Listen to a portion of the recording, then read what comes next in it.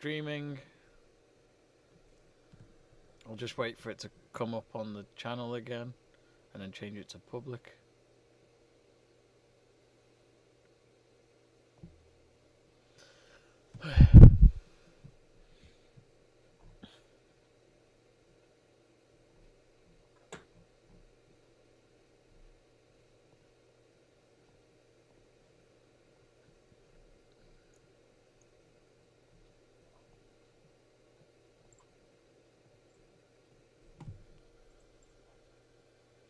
Hello and welcome to Let's Talk Sports live watch along this evening of Inter Milan versus AC Milan. That's two Milans in the same scoreline. You know what that means?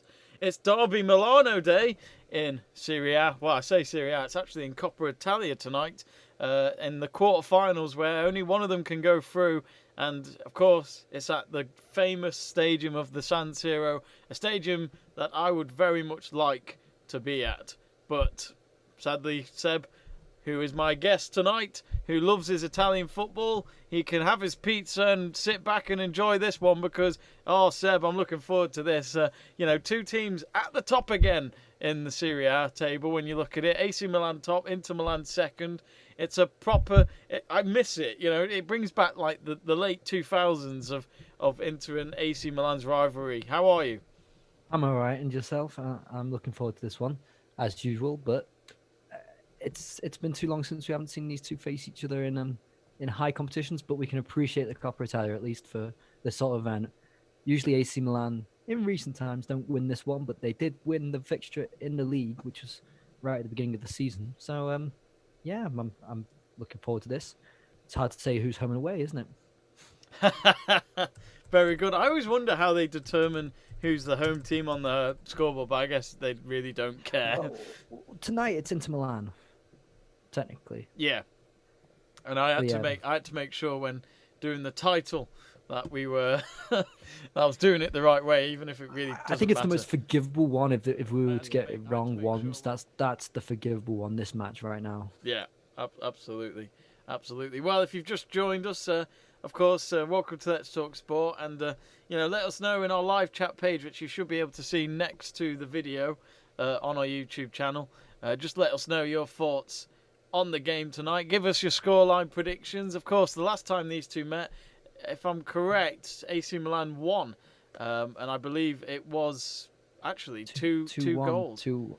2-1 to AC Milan, yeah. And Zlatan scored, didn't he? And so did Lukaku. But he missed the penalty. Well, he missed the penalty and he scored from a rebound.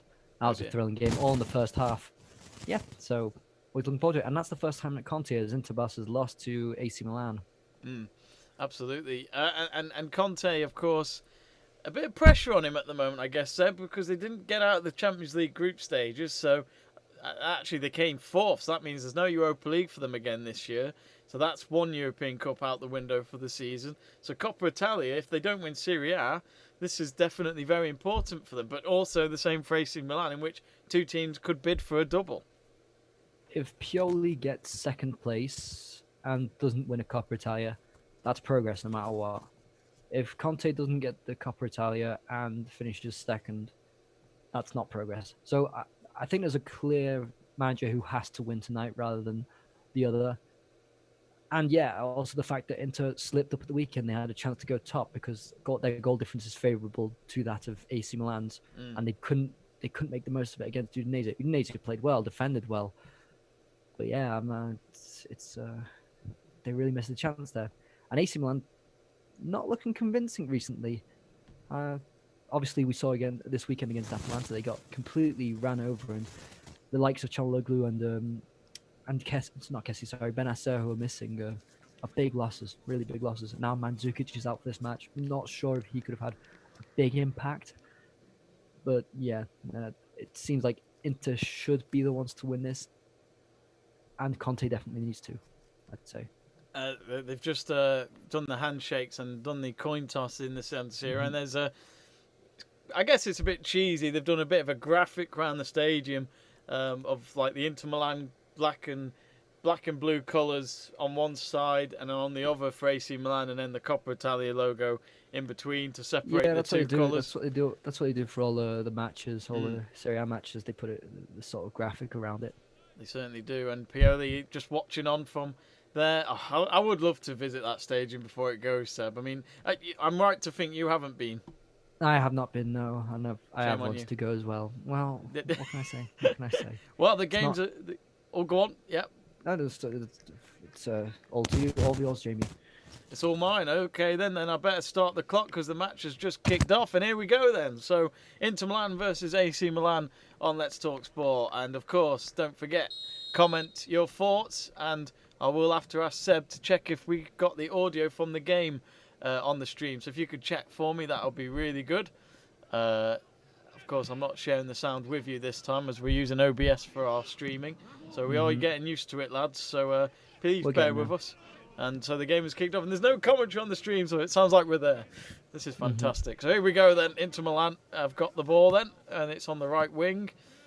AC Milan, Inter Milan. When I was growing up, I didn't watch much of Inter. It was always about AC Milan, but in the later parts of the 2000s, it actually got to that point, Seb, where for any of you English viewers, as you would know, BBC Sport don't normally show live football at all unless it's highlights or FA Cup. Yeah, that's the only thing, yeah. And I remember this one time, it was February 2009, and just on this one-off occasion, they got the not the highlights, they got the live television coverage of this game.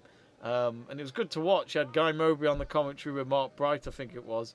And it was really good to have, and I wish they did more stuff like that, just random random coverage. They're doing like it more. They're doing it more with the Premier League now. They've got some Premier League matches at the BBC, so it's becoming more accessible.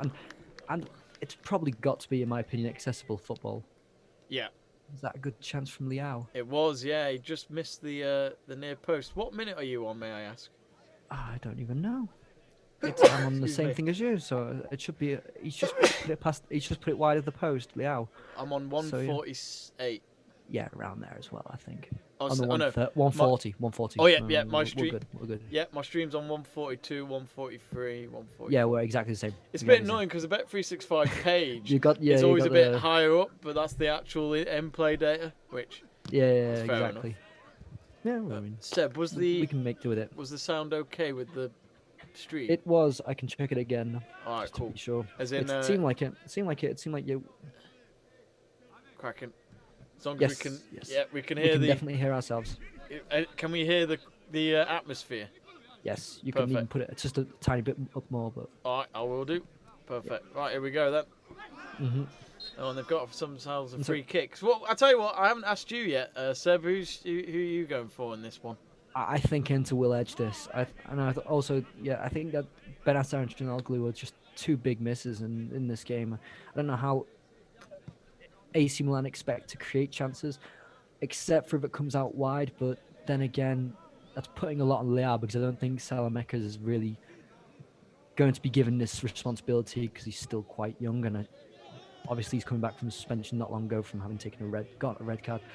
I think there's too much responsibility on Leao and Ibrahimovic to break this into defence. No matter what we say, if Inter go through a bad patch of form, they still can be solid defensively, and they have a midfield that can overrun any other midfield in this area.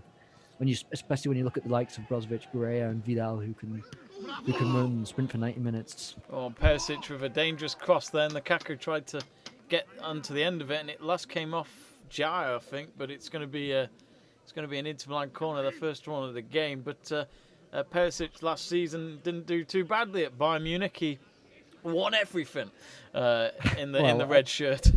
It's a bit strong for you to say that he won everything because he was mostly a sub, wasn't he? I think he got about 20 games in the league for Bayern Munich, and he was a sub quite often. Yeah, useful squad player, but Inter didn't want him back.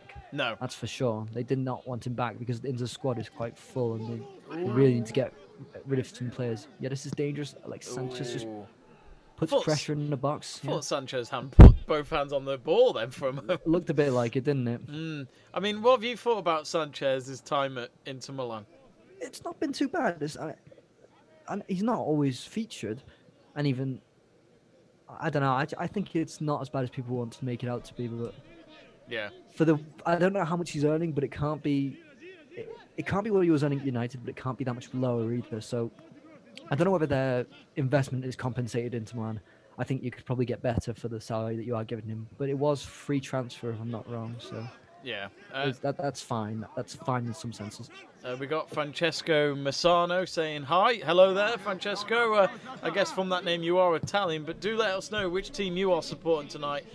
Even if you don't support either of them, let us know who you support in football. And Joe Stanley, with a very safe comment there, says, "Come on, Milan." Mm-hmm.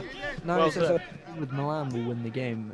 A team with Milan in their name will win the game, and that's not wrong. There's one thing that Have you put a bet like, on the game tonight, Seb? I have not. Oh! I prefer to just enjoy it like that and just be a bit relaxed. I've not heard that. I've not heard that from Seb in a while. I don't bet on the ones we watch. Oh, do you I not? don't Oh, do I that. thought you did. Nah, I kept thinking I did you it did. once, and I just prefer to just keep an eye on the game. And it's better like that. It's a bit more relaxing. Okay, cool. Yeah. Francesco, if you are watching still, do subscribe to Let's Talk Sport. We'd really appreciate your support. We're a little bit new to these watch-alongs, but we've been doing it for at least a couple of weeks now, and we always appreciate the support to keep on going. And AC Milan hoping to get their second real attack, I guess, because they had a shot wide early on, and the cross comes in, and it's had to be headed away. And of course, Diego Dalot, a Man United product at the moment, but he is on loan to AC Milan, which he's got that right back competition at United, which is involving Brandon Williams and Wan-Bissaka, and here they come again now into Milan, and they get themselves another corner of the He's game. got that right, and he's got competition at AC Milan as well, because Calabria is probably one of the most unsung heroes of the season. I think he's played reasonably well, despite sometimes having gone in midfield. And I remember notably against Juventus, he played in centre midfield because they didn't have anyone else. But yeah, Dalot probably. Well, yeah, I think he's got 8 games this season. He's not going to get that much. It's Calabria who's ahead of him at the moment. It's funny. I haven't seen Matteo Darmian for a while, Seb, and it's like he's just come out of a cave. It's been a long time. Yeah, I found that one weird. He's gone to Inter Milan, hasn't he? As a permanent transfer. Well, that was it, because I, to be honest, I didn't track Darmian when he left United. I wasn't a big fan, to be honest. I found his time at United, well, not very good. Not in terms of, he wasn't exactly a favourite or popular one. There's something about Italian fullbacks going to England that just don't work, and I think of Emerson at Chelsea as well, and it just doesn't work for some reason. No, it doesn't. It's a shame. He was actually a good product when he was at he was at Torino before. He was, yeah. Torino, yeah. And then he was Torino have signed kind by of gone Louis van Gaal. downhill since Torino fought for mid-table, maybe tried pushing for those Europa League spots. Now they're fighting relegation. It turns so quickly when you're not in the Champions League.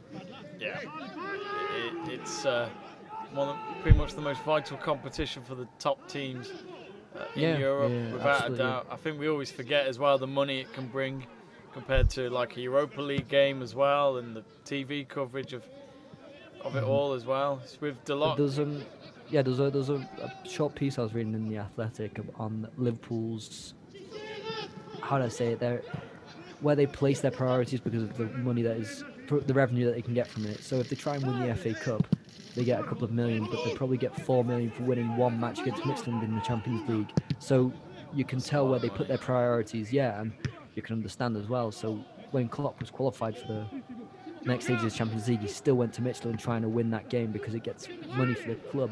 Yeah. And then especially during a Jota pandemic. Jota got injured in that game, and they're paying the consequences of it. It just makes a difference, I think, I'd love to know how the finances of football works. Again, I've always said this to you, the things we'd love to read into more and learn more about. I mean, that's a great thing of even just one sport where there's so much involvement of finance, expenses, everything. What they do in the changing room, you name it. But it is interesting to find out how much money they really make each week. From shirts, sponsorships, branding, all sorts. It doesn't seem like a great investment. No, that's the thing. Because I feel like a lot of people who buy clubs, are they doing it to make money, or are they doing it to just try and maybe a bucket list as well to say I want to win something while I own this club, or I don't know. It's. I'm sure there's some smart investments involved, but I guess it comes down to whether or not it gets better when you buy the club. Obviously, yeah. Well, at the moment, into Milan. And Dalot goes down, and actually no, it was Barella. Yeah. Barella. I think also another unsung hero in this whole season. Well, I think he's getting more praise now, but Barella is amazing. He is just brilliant, and the kind of player you want in a congested season, whose energy levels are just off the scale. He scored. He scored against Juventus, didn't he, the other week? He got an assist and got a goal, yes. And that assist was something, if I can remember. That assist, he just cuts in on his unpreferred left foot, and a really nice cross. And if you can manage to place the ball perfectly onto Vidal's head, who's 5'6", then I think the cross must be quite good. Yeah. But it exploits a lot of Juventus' weakness in that game. It's Sanchez. He tries to get Sanchez into the box. Darmian. And he doesn't manage to get the ball, does he, Darmian? Just bad touch. The one thing I used to love about Sanchez at Arsenal was the shots he would create, especially that goal he scored against Villa in the Wembley FA Cup final. And of course, that was probably the form of his life when he was at Arsenal. When he was at Arsenal, because he was almost a Barcelona reject. Maybe Udinese was a good spell, but still Arsenal. Yeah, I'd say he was the best. And I think he's behind Martinez and Lukaku in expected goals this season for Inter. Now, yes, he's the third striker, so that makes sense, but he doesn't play that much, so you can tell that he does get shots away. He really attempts more. Yeah. I think fourth might be Barella. I think fourth, but I'm not sure of those stats there. It's a bit disappointing. It seems like he got all of Manchester United. It seems harsh to say. That explosiveness, the reaction time that was so short, it's just gone, and that affected his whole game. Actually, speaking of ex-United players, Lukaku, and the cross was no good to Perisic. It was way off, yeah. Kicked it too hard as well, and always going up against Dalot, Perisic, and the AC Milan backline should make the clearance and goes to none of their red and black teammates, and that should be a throw-in at the end of it all on the far side. But I'll tell you what, the one thing I've always loved about the San Siro, I don't know if you see it like me, but just that kind of fogginess you have on the pitch at night, that kind of cold kind of atmosphere where it really is, it's some party there, and I think that's the one thing I hate about a game like this, just seeing another stadium like the San Siro that will be going soon, probably going to witness its last few games without an atmosphere. Yeah, I have driven past the San Siro, though. I haven't been there, but I've driven past it, and it's a very, like most stadiums, they're in very secluded places, so you can imagine that the fogginess is not a shock. But I always have the scene of the San Siro almost like a typical Italian stadium where you have those flares going off. I don't know. I remember those, I think it was game Roma versus United, and they brought flares into the stadium. I see Italian games as... That's the image I have of it, of Italian stadiums like the San Siro. Yeah. So Ibrahimovic is just shot wide of the post now. It's Leao creating a chance again. And I think it seems quite obvious now why Conte has put Darmian rather than Hakimi in there. Well, firstly because rotation is key, but he probably does want to, sterilise that threat that Leao could bring. I've just, in case you guys are wondering at home what the lineups are, you can go under our video description in our live stream, which will give you the lineups of the starting 11 from both teams and the substitutes. We're always thinking of you lot at home, of course, on Let's Talk Sport. Big miss is Donnarumma being suspended for this one. So he got a red card stupidly against Torino in the last round. So is that more than one game? It must be more than one game because it was a straight red, so that must be a 3-match ban by what I've come to understand, or it might work differently. I'm not too sure, but he is definitely suspended for this one, and that means that this is the first time Donnarumma has not played in this fixture since 2017, and that was the last time they played each other in the Coppa Italy.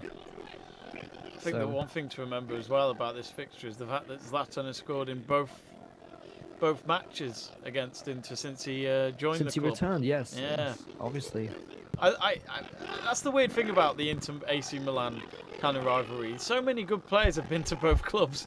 Yeah, but that's Italy, isn't it? That's Italy. I mean, look at Pirlo, who's played for both these clubs and Yeah. Juventus. Good point. It's more common practice in Italy to go between clubs. If you look at some Inter players tonight, there are quite a few who have played for Rome as well. It's the way it works now. They don't doing business between each other is not stupid. Let's just say. Atalanta have typically sold quite a few players to these top clubs as well. It's not badly seen. Some just need the money. The revenue's not there in Italy like it is in our country, Britain. So they need to sell the players to whomever they can. Well, I mean, in the early 2000s, I might be wrong, but Serie A was the league to watch. I thought, it was they were always up there in the Champions League, especially AC Milan. And I just feel like it started to lose its value in the early 2010s, and maybe it's trying to recover now and be one of the biggest leagues in the world.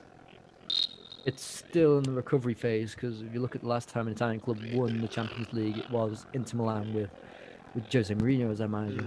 So there's still some recovery to do. I'm not sure. I think different leagues go through their phase. Yeah, that was cheap, wasn't it, to Barella? He didn't look at all, I don't think either. Luckily, it's straight to the goalkeeper. It created a decent chance. Who's got the same hairstyle as Matteo Darmian, so they clearly have the same hairdresser. I'm not sure about what it was in the early 2000s. To come back to the early point of it, if there was more investment at that point, possibly. But yeah, it's hard to say. It was definitely more competitive in Europe before than it is now. I'd love to know from Francesco what your prediction is for this game. Let us know in the live chat page. Joe Stanley, I know you're supporting Milan, but why not be very specific and let us know which Milan? Is it Inter or AC? Oh, So and there's... It looks like there's a free kick, on a tight angle. Who was that who conceded it? I It's think Kjaer. it was Kjaer, Yeah, he's got a yellow card for it. Well, they've got a dangerous free kick coming up. And as you said, the first booking of the game. And it was always going to be a hit and miss with that tackle. Yeah, but he's walking a tightrope now, going the whole match against Lukaku and Alexis Sanchez with a yellow. He's in between two towers. He's on the rope. So obviously Kjaer, who is a bit of a journeyman, he's played at Palermo, Wolfsburg, Roma, Lille, Fenerbahce, Sevilla, and Atalanta. So I guess he's done the rounds, and he's only 31. I wouldn't mind. I don't know. A career like that's pretty cool to look back on, isn't it? Especially the stories and the experiences you'd have. He's experienced every top flight in Europe except for England. So Liverpool looking for a centre back, and I think if centre back was very informed, commanding, why not go for Kjaer? I would question if he's physical enough to be in the Premier League, and I don't think he is. Now, why didn't he just pass that to Sanchez? Yeah, it didn't make sense. I didn't understand that. He's completely free. Was he going for goal there, Kolarov? I think he was. I think he's just trying to make sure that it lurks around the goalkeeper's area. Because I don't think Kolarov offers a lot. I think he's not got any pace anymore. He's definitely lost a lot of physicality. So the only thing that Kolarov actually brings to his team now is his free kicks. Exactly. That's the only thing that he really brings now. That's what we remembered, didn't we, in England? His left foot boomers, they were just amazing, or left foot bangers. They were just fantastic goals. And that's why Inter. I think I can only guess that's why they bought him, because. Because he's an it's because he's an ex-Premier League player. Conte loves an ex-Premier player. That's true. That's true. Actually, at the end of all that, from that free kick, Sanchez did get the touch he wanted, and it nearly went from in. A deflection, they cleared it, deflection, and then the goalkeeper catches it quite easily. Imagine if that had gone in, that'd been the greatest own goal of all time. I do think that's a silly foul for Kjaer to give away. Yeah. There's no need. He's running down the line there. If he's going to get through, he's going to get through to the byline, and you're going to hope to have cover. I can't see the angle to see if he did have any cover, but you'd hope that he'd have some cover, so it's not too dangerous. Well, I just thought that was silly, and I thought that was silly from one of AC Milan's experienced players. But he looks injured now, and it looks like he might go off. I don't see what's going on there. Well, they paused the game at the moment, so about 19 minutes in now. So first time both managers can have a quick word with their players before the match restarts. Yep. Of course, there is other Coppa Italia football taking place this week. Go on, Seb. Tomorrow, yeah. Obviously, Pioli. Let's not forget, also was Inter Milan manager for a period from from Yeah. November 2016 to 2017. With obviously wasn't successful. Can't believe it, Seb. I forgot to put the scoreline in on our graphic. It's still saying versus while I know. are up and running. I am ashamed. Blasphemic. Yeah.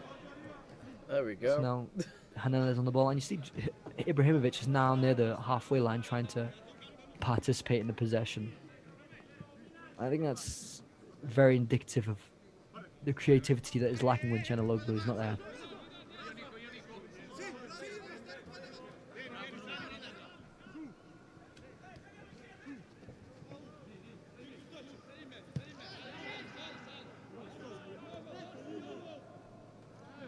Do give us a subscribe if you're not a subscriber already to Let's Talk Sport. It's Inter Milan 0, AC Milan 0. We will I'll have a quick look because there's other matches going on around Europe tonight. We'll keep you updated on those. It's with AC Milan's backline at the moment with Romagnoli. Now to Brozovic, who's intercepted for Inter. Sanchez all falls down, and yet again Sanchez is getting a bit of a bruise or so. Yeah, they're obviously Tomori on him now. Tomori was not announced in the starting lineup, so I must have missed that. Kjaer must have gone off. So he has come off, and Tomori has come on. Which yes, sorry, Seb. I keep speaking. Thinking you finished. No worries. Go on. You were saying. But now that means that Romagnoli is if that's how you pronounce it, is now the leading centre back. Should we say? I wouldn't feel too reassured if it's him trying to lead the defensive line, especially next to an inexperienced Tomori, and coming up against Lukaku and Sanchez. Yeah. I was going to mention also that Ibrahimovic is dropping a bit deep at sometimes because obviously Çalhanoğlu, I've said it multiple times and I'll keep saying it, is not there. So he's not someone who's going to create those goal-scoring opportunities. Yeah. He is currently the one in Serie A who has the most shot-creating actions per 90 minutes with 6.57 per match. Shot-creating actions created. So he's one of the most influential players in the attacking sense of this AC Milan side. And they dealt with Ibrahimovic being absent, Çalhanoğlu being absent. If they lose tonight, it'll be 2 games in a row without him that they'll have lost. The score lines from the Premier League so far tonight, both full-time. Crystal Palace 2, West Ham United 3. Another good win for West Ham in the league this season. Newcastle United, they lost 2-1 to Leeds United at home, but maybe Steve Bruce will be a little bit, the pressure's still on him, of course, but at least there might have been a fight from them against Leeds there. And then, of course, there's games kicking off in about 5 minutes' time where Southampton host Arsenal and West Bromwich Albion versus Man City, which as a United fan myself will be keeping an eye on for sure to see if West Brom can get anything against Pep Guardiola's men. And, of course, the story has come out finally. It's been confirmed that Chelsea have appointed Thomas Tuchel as their new manager after sacking Frank Lampard yesterday. Of course, we've probably already talked about it a few times, but Thomas Tuchel, it's confirmed now. Yeah, and I see that it makes sense in some ways. He's a guy who speaks multiple languages. He's recently been speaking French, so obviously we know that the back line of Chelsea is a big French contingency there. He is German, so can probably get the best, or should try and manage the big signings like Havertz and Werner a lot better. And he's already worked with Thiago Silva and Pulisic, so when you add all that up, it seems like he could be a better man manager than Frank Lampard. And he is a meticulous coach, something that Frank Lampard, I'd be surprised if he were. Thomas Tuchel is a perfectionist, so I can see it going well for a short period, because he fell out with the board at PSG and at Dortmund, his 2 last jobs.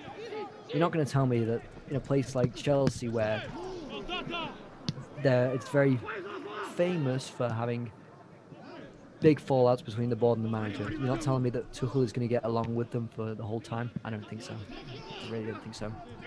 I think as well I don't. I mean, I know Chelsea fans will be angry right now, but I do think that their season could be saved. Oh, and Lukaku had a Yeah, good shot, didn't he? that was a big chance, and just seeing the replay, yeah. I do love Lukaku. I mean, he's just so dangerous. I mean, he's there, perfect, or good defending at the end. Actually, they read the cross and then they got their body in front of his shot, and it is going to be. Oh no, it's a it's a goal kick. Oh, it's a good save as well. Oh yeah. And that comes after Lukaku had a good shot that was stopped by the foot of the Milan goalkeeper Tatarusanu. Oh, it is a corner. Yeah. I was going to say. Yeah. It seemed like it. You were saying about our data reporter there is making a mistake. He works for my company, so he better get that right. He's got to change that, or he's in trouble. Go on, saying Seb. about Tuchel, yeah. Lampard. Sorry. Yeah, I think it's easy for. I mean, I'd probably be the same if it happened to Solskjaer right now. It's easy to let your emotions get in the way of this sacking, and I still think the sacking is harsh, but I think deep down Chelsea fans should really be excited about it because you've got very good players in that squad, and Thomas Tuchel's dealt with good players, you know, Mbappe, Neymar, and all that at PSG, and led them to the Champions League final and has won cups. So I think for Tuchel, he could do a very good job at Chelsea, but again, will he last 2 to 3 years? In that Chelsea culture, probably not. Yeah, I think I've heard too much about this idea that can Thomas Tuchel handle egos. He did at PSG handle egos in Mbappe and Neymar, and I thought very well. There were times where he took Mbappe off and he was clearly not happy, and he confronted him on the sideline and just talked to him. That's not a problem for me. That is man management with egos. The only ego that I think Thomas Tuchel cannot manage is his own. Yeah. So that is the big problem that Chelsea might have. And I don't think it was any surprise either that this is an 18-month contract. If you can't tell someone you're our future if you give them an 18-month contract. And not a 3-year contract, which is I guess is quite normal. Even 2 years to me says we're not thinking of you long term. Look, who else was given a 2-year contract? I'm waiting to find the perfect lover, and it's not you, but you'll do. Yeah, I think it says a lot when you say 2 years. Pirlo typically was given a 2-year contract as well, and I think there's a good reason why. Of course, you watch a lot more Italian football than me, so but Pirlo's time at Juventus so far, do you know what the fans think of it all, or? I don't actually have any clue what the fans think of it, but they're still in contention, so I still think that Juventus can string some results together to get to the top. I don't think Inter Milan and AC Milan will maintain a winning streak of say 10 matches in a row. Yeah. I think Juventus could in a weird way, well maybe not 10 matches, but definitely 6 victories in a row. I think they can do. Well, actually, I say that now. No, they haven't got 6 victories in a row. No, they lost against Inter. But they can string. I think they can string multiple results together. And when you've got Ronaldo, you've always got a chance, haven't you? Exactly, and I think that's what makes Serie A very exciting this year. When you look at the table, there's at least 4 teams in it at the moment. And we had on our final whistle show the other night. You were monitoring Atalanta's win against AC Milan 3-0, which I don't think Atalanta will win the league or anything, but just to set AC Milan back a step was quite interesting. Not only set back, they completely dominated them. That was a pure masterclass of how to beat AC Milan there. I don't think Atalanta will push. I don't know if they ever will. But especially since Papu Gomez is now gone to Sevilla, I think that's confirmed now. Ilicic has taken the roll up. No problem. Well, Ilicic always has taken the roll up, but now he's doing it on his own with Zapata up top. There's so much in that team that's more than just individuals. Yeah. Which has got to be admired. And plus, qualifying to the next round of the Champions League just pays for their yearly wages alone. So yeah. I think it says a lot. They've got a wage bill. I think I could be wrong. I can't remember when I last looked at this. It's lower than Burnley's. So Sean Dyche notably complains about the lack of investment. Well. Try being Gasparini, who has to work with 10 million euros less a year than you for just wages. Burnley. Yeah. But they do spend some money on some transfers, so it's a bit unfair of me to make that comment. but it goes to show that he does wonders with that team. Well, we're about to reach half an hour into this game, and it's still goalless between Inter and AC Milan. And interesting battle so far. Inter has had a lot more possession, I'd say, and a lot more moments up front. But of course, anything can happen in 90 minutes. And while they tried to get the attack going into the box, but there was a fall there, and the play continues. Now here come AC Milan. This is looking interesting on the left-hand side, and well, there's 3 Inter players for a moment going up against. Oh, that's a nasty push. Oh, that's got to be a free kick. That's good work from Theo Hernandez. That's really good work from Theo Hernandez to draw the foul and bring the play upfield, isn't it? He knew as well, didn't he? He just had to keep going and hope for something, and it worked. Yeah. And also, Theo Hernandez won a Real Madrid reject. He was well, this goes to show Zidane's man management.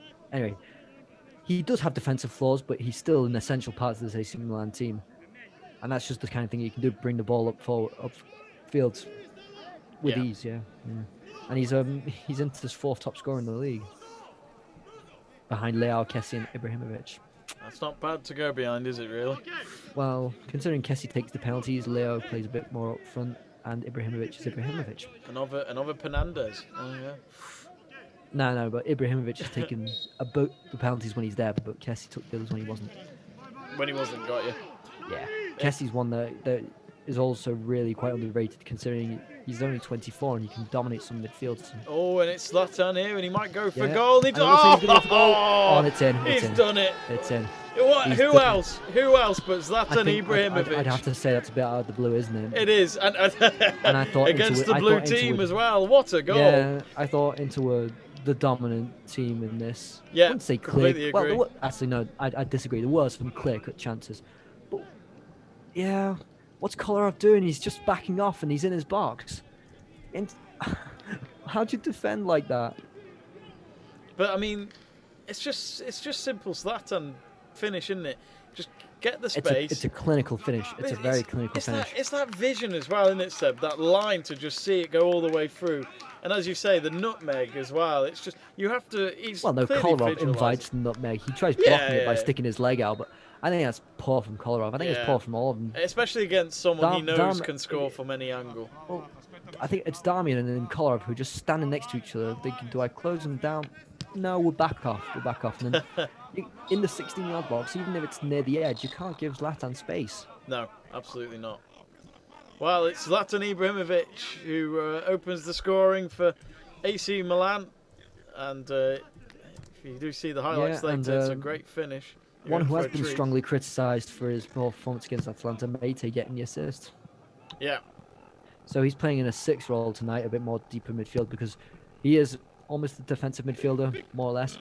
But against Atalanta, played behind the striker, and it just didn't work.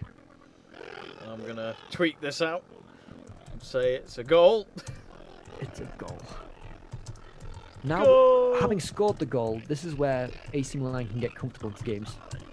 Sometimes it can be just as simple as getting the first goal. Then they'll find their rhythm in the game.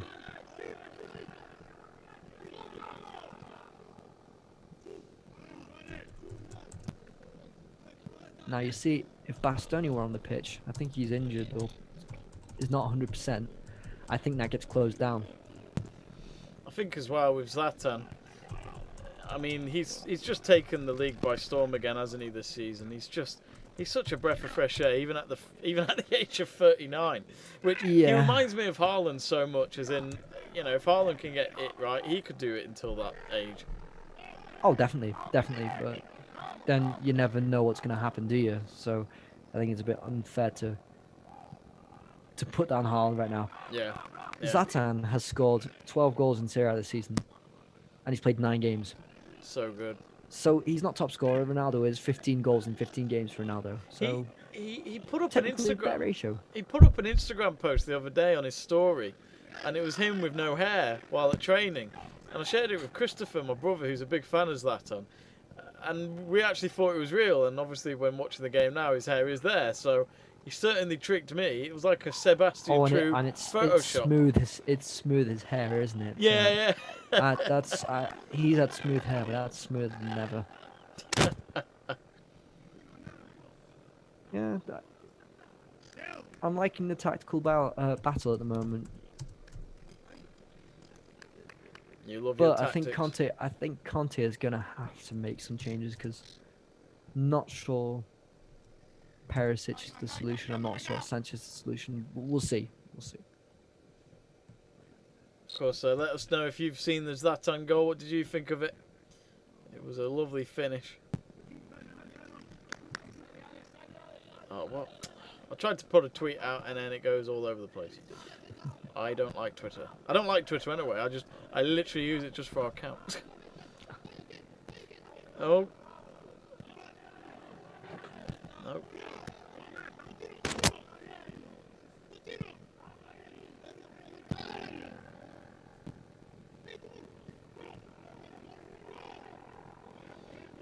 Oh. Sanchez. Only to be intercepted by Leo. Now Kezi. He'll just calm the ball for a moment. Now with Leo again. Of course, I remember when I was growing up, you had a Gazzetta della on a Channel 4, when they would literally just talk about Italian football in a cafe, which was something that I wish they'd bring back. I don't know. There's something about certain TV that you grow up with where you just think, why did it go? It was so popular. All good things must come to an end.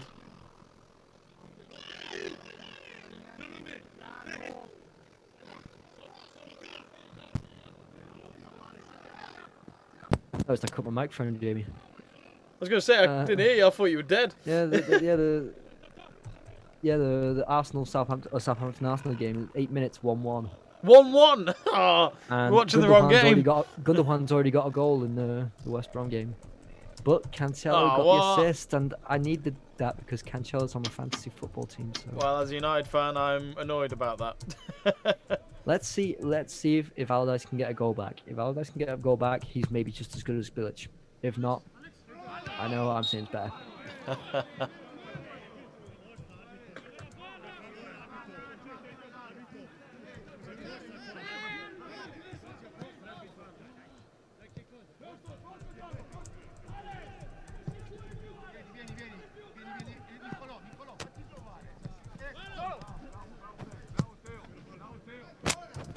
Oh, that's a beautiful ball over from Barella.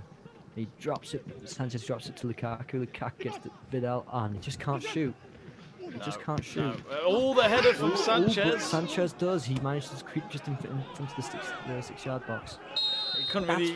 Oh, and there's a foul. Yeah. And it's going to be a free kick for Milan.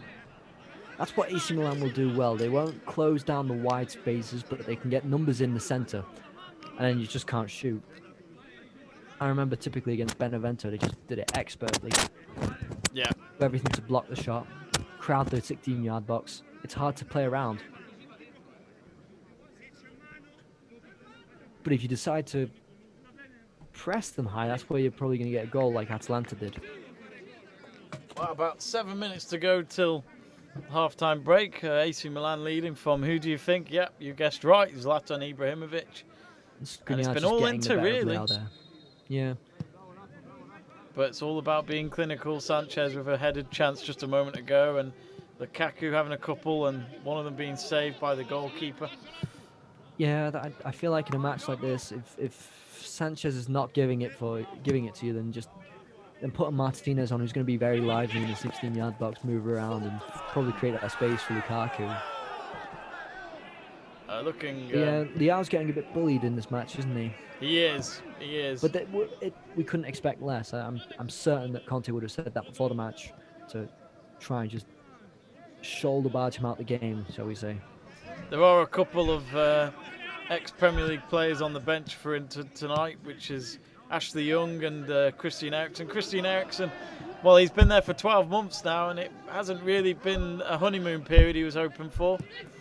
Not in the slightest, and I think it's really embarrassing now that Conte opts for other options rather than Eriksen, because even I know I praised a lot about Barella before, but he has been in that position, that advanced midfield position that Eriksen would want to be in. Yeah. So it's almost as if it was useless, and the signing was useless of Eriksen. So, and Conte wants to really show the board now that he doesn't want Eriksen. He does not want Eriksen there. It was funny because I was watching the Spurs documentary that they did on Amazon Prime recently, and they filmed a chat between Eriksen, Daniel Levy, and Mourinho, and basically Eriksen just really wanted to go. He really wanted to have an opportunity at Inter Milan, and no one was going to stop him. And Daniel Levy even said he'd always match his wages if required to keep him. But obviously at the end that didn't happen. He went to Inter Milan, and even the transfer move on social media was quite big for Inter on their account. And after all that, it's been a load of tosh, and it's Inter Milan's fourth corner here, and it just goes straight to the AC Milan goalkeeper. And here they can come on the counter-attack. He's been pretty comfortable in the saves or in taking the crosses. He's not... he's had some especially in the saves to make. I mean, I know one with the left leg earlier on, but he seemed comfortable in this role. And he's a recent signing from Lyon, which always poses questions as to why, when you've got Gigi Donnarumma, who's a lot younger than everyone else and a lot more experienced than everyone else. Yeah. But he's obviously coming as backup, and I mean, for matches like this, who can complain? He's doing the job. In a big game as well. Yeah, exactly. So, all well. But yeah, he is 34, so it's not... I don't think it's supposed to be... He's not coming to be number one, despite him wearing a number one. Yeah, as coming back to Eriksen, Eriksen's one of their highest earners in that squad, and he's one of the highest earners in Serie A for that matter. That's the big problem about it now. Does a club outside of Serie A want to take him? Maybe not. And we mentioned before that a lot of transfers are done between clubs, but yeah, no one would want to take him. Seems to be reluctant because he is one of the highest earners in Serie A. Yeah. So it doesn't make sense. I think Conte should have wanted the player rather than the club wanting the player for this. Oh, sugar. Nope. Yeah, did I cut off my sound? No, I can still hear you. Yeah, I think Conte should have wanted the player rather than the board wanting the player to make this work. Yeah. It's always the same questions, isn't it? But then again, Conte's not discreet on showing his frustration towards the Inter board. So I was seeing the transfer rumours this morning, which I didn't really read it. I just saw it as a headline, and I thought that's a load of rubbish. But I don't.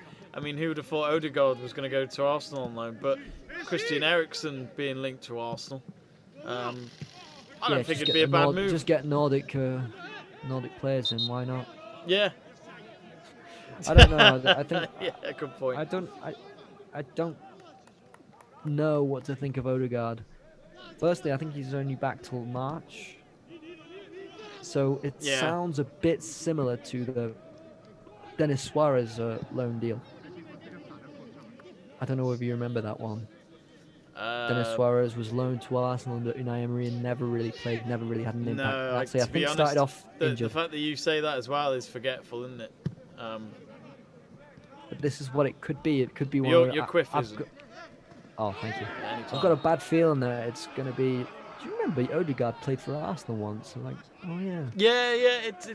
It's so true. When you Google a player and then you look on their... If you're a Wikipedia man, you always look at the clubs that they played at, whether they're current players or retired players. And there's always one or two now and again. You go and you see, oh yeah, he played there. I feel like that with Hernandez at the moment, where he played a bit for LA Galaxy. I'd be a bit like, oh yeah, I forgot about that. That, even just you saying that has made me spark that oh yeah into me, because I completely forgot that. What can I say? I know you inside and out. More than your parents. Anyway, back with the game. We'll talk about Seb's parents later. Jamie. But even Odegaard, where does he fit into Arteta's system? I mean, to tell you the truth, I don't know anything about him. I just remember him being that young kid that they signed really, at the age of what, 15, 14? I don't know. 16 wasn't it? Yeah. And everyone said it looked like a big transfer, one for the future, but nothing's happened yet. And Lukaku's holding the ball up well there, isn't he? Probably drawn a foul. He's having to go down a bit. He's always having a moment with the AC Milan player. It looks like he's getting heated, isn't it? They need to separate them, and player always just put his arm round the back of Lukaku's neck just to settle him down. Yeah, it's Romagnoli. Well, there's seconds remaining in this first half. He's good at that. He'll go in a bit late and purposely try and aggravate you. Good at that, and he's getting the better of Lukaku at the moment. And it looks like, I think... even Zlatan's having a moment with him. Yeah. The two... So this is... It's getting very worse. heated now, isn't it? It's getting Come very on, heated. Lukaku, calm down. Lukaku's basically putting his hands into everyone now, isn't he? You can actually... I think we can actually hear him what he's saying as well. It's Zlatan who's smirking, isn't it? It's funny, actually. They were teammates at United for a short bit. Yes. Let's not yes, forget. they were. Yellow card for both players, I think. I'd love to have... did wrong, actually. Hang on. Let's see if we can hear what he's saying. He's provoking it. It's getting worse. Vidal's getting involved now. Oh.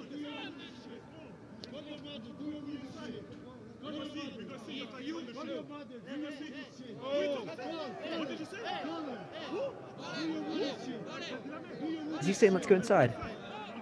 He said something. He keeps saying shit.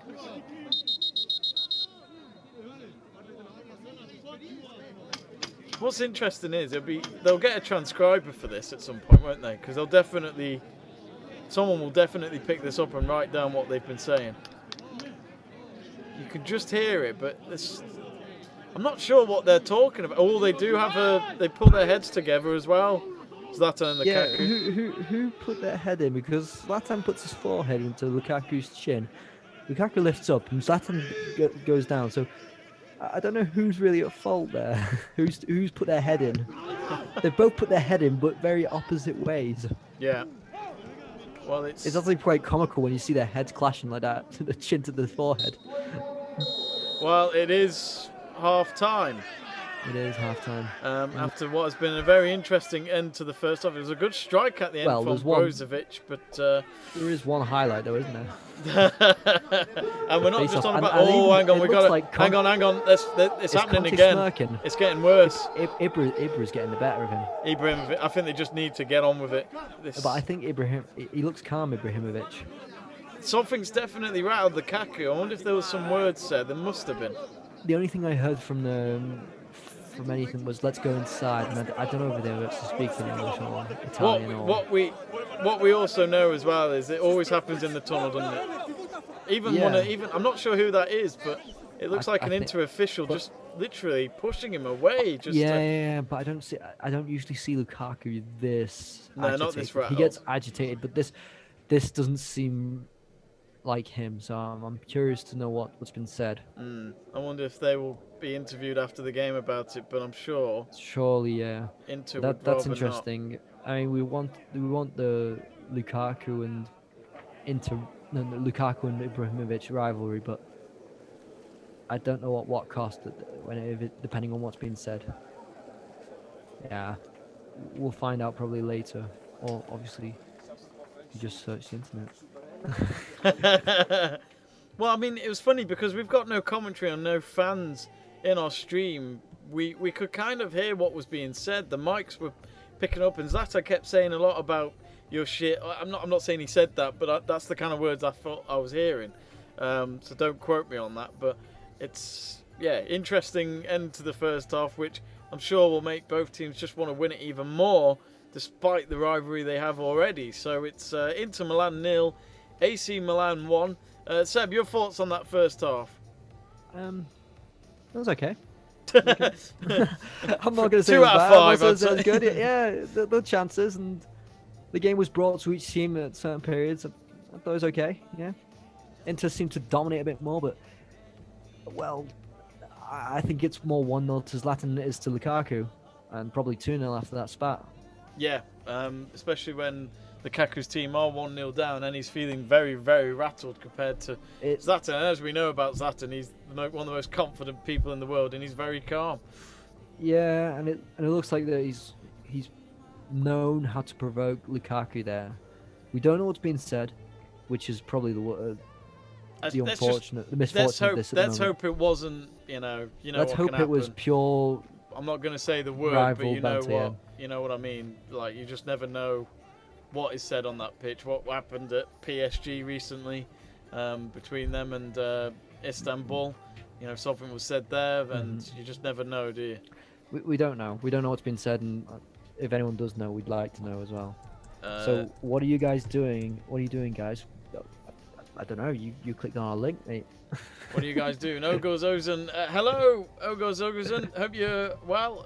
What have you thought? Actually, let us know, Ogus, your thoughts of the game so far. If you're watching, or if you're watching any other football matches, let us know. Actually, let's go through the scores going on in England at the moment. So as Seb mentioned before, Southampton won, Arsenal won, and that was 2 goals in 8 minutes in that game. So it's an interesting one so far. At the moment, it was Armstrong who opened the scoring for Southampton, and then 5 minutes later, it was Pepe who equalised thanks to an assist from Granit Xhaka. And then in the other match at the Hawthorns, it's West Bromwich Albion 0, Manchester City 1 after 20 minutes, and Gundogan, well, he's on great form at the moment for Pep Guardiola, especially with Kevin De Bruyne being absent because of a hamstring problem, which could rule him out for most of February. So, not even into February yet, so potentially 6 weeks. And your man, Seb Cancelo, has scored. Sorry, not scored, got the assist. Got the assist, yeah. So he'll be all I needed. delighted. All I needed in that, yeah. But City have been impressive recently. They just look solid. And I said to you lot on Sunday, I think it was, I don't even think they need De Bruyne for this little period right now. They might lose 1 or 2 matches, maybe, but I still think they have the players who are playing in form right now to still get 3 points out of most of these matches. Absolutely. Yeah. I mean, they're in the right form, aren't they, Man City? They're doing it at the right time as well, when especially Liverpool have not been the best. And it's 2-0 as we speak, and it's Cancelo who gets the goal. Oh, damn it. As a United fan, that is not good news. But it's a convincing, if they can continue getting goals or win this game now, it's a very convincing result ahead of United hosting Sheffield United. Yeah. So I only see City now winning the league. I mentioned also to you, I can't remember. They're definitely favourites. I think it's, in 3 of the last 16 matches they've conceded a goal, or now it's 4 of the last 17 if you could take Cheltenham into account. Yeah. And also 33% of the goals they've conceded this season were in that match against Leicester. We're halfway through the season now, with this match being played. 33% of the goals they've conceded against Leicester. It looks as though, just the goal.com has just tweeted Zlatan Ibrahimovic versus Romelu Lukaku. That's a fight you don't want to get in the middle of. That's very true. 2 very hard men. Not at all. Especially Lukaku, the muscles he's got. Both strong men. Both strong men. But as and mentioned, Zlatan would steal your girl, let's be honest. He'd steal anyone's. Wow. That's accusing him of something we do not know. Which, he even, I think he even said he wants, I can't remember what he joked about his girlfriend. He said, I don't need to get her anything. She's got Zlatan. Oh, yeah, he said that, yeah. Oh, he's amazing. Then he's again, so good. Yeah, I was one who doubted this whole transfer to Milan. And it's been a year now. It was the January transfer window last year. I thought, come on, he's not going to do it in Serie A when he's been... he wasn't even top scorer in the USA, so I thought he couldn't do it. But I've been proven wrong. I've been proven wrong by him. And thankfully so. He's the one he was the last piece in this AC Milan puzzle to push for the title. And I'm happy that they are pushing now. Competition for Juve and Inter Milan. Of course, we've got another live watch along coming up later this week, Thursday night. Seb True, hopefully Luke Tanner and Joe Stanley, the Liverpool fans, of course, will be hoping that they could get a result against Tottenham Hotspur. I'll be live on the Let's Talk Sport YouTube channel, so do join us for that. And if you aren't subscribed to us yet, go ahead, press the subscribe button, and we'd love to have you as our 304th follower of our channel. Also pointing out that last time that Juventus didn't win the title, do you know who did win the title, Jamie? Go on. It was AC Milan. It was AC. Oh no. It was AC Milan. No. It was Sorry, 2000. It was 2011, 12, 2010, 11, I think it was. Got you. Funny enough, yeah. I sell football shirts on the side. I had the Mhm. most random request the other day. My mate Ollie Hales, if you're watching, hello. He's been after a Thiago Silva AC Milan shirt for ages. That'd be good, yeah. That'd be a So that good must be shirt. that season as well.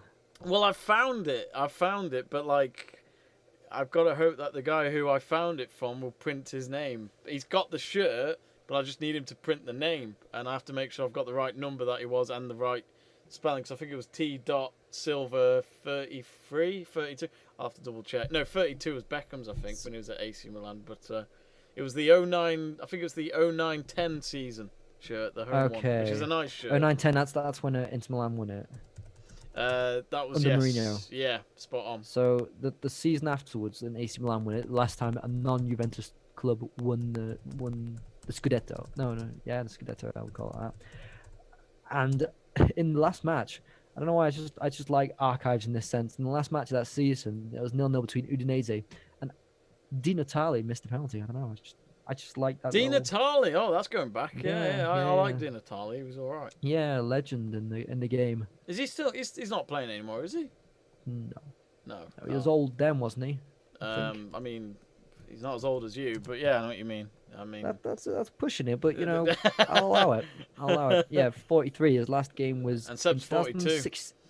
His last game was in 2016. He was in the last game of Serie A that season, and he scored in it. And he's looking good for his age. 2-1 defeat against Carpi. Yeah, yeah. Better than you could think. Yeah, so just watching back that goal, they let Mate just head the ball in their own deep into their own. Well, not deep into their own half, midway into their own half. Zlatan picks up outside the penalty area. Into defenders drop off, shoots, it hits the post and goes in. It's a bit too easy. Inter don't challenge for the ball when Mighty heads it in the middle of their own half. Then no one challenges Ibrahimovic. They back off from him. So they basically invited the goal themselves.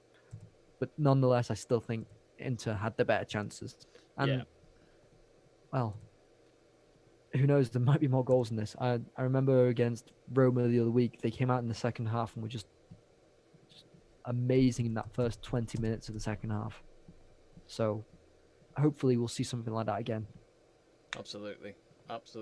Of course, we've also got other watch-alongs going on this weekend. We should probably, I reckon we'll be doing Bayern Munich Hoffenheim on Saturday in our 2:30 kickoff. Hopefully Seb can make it.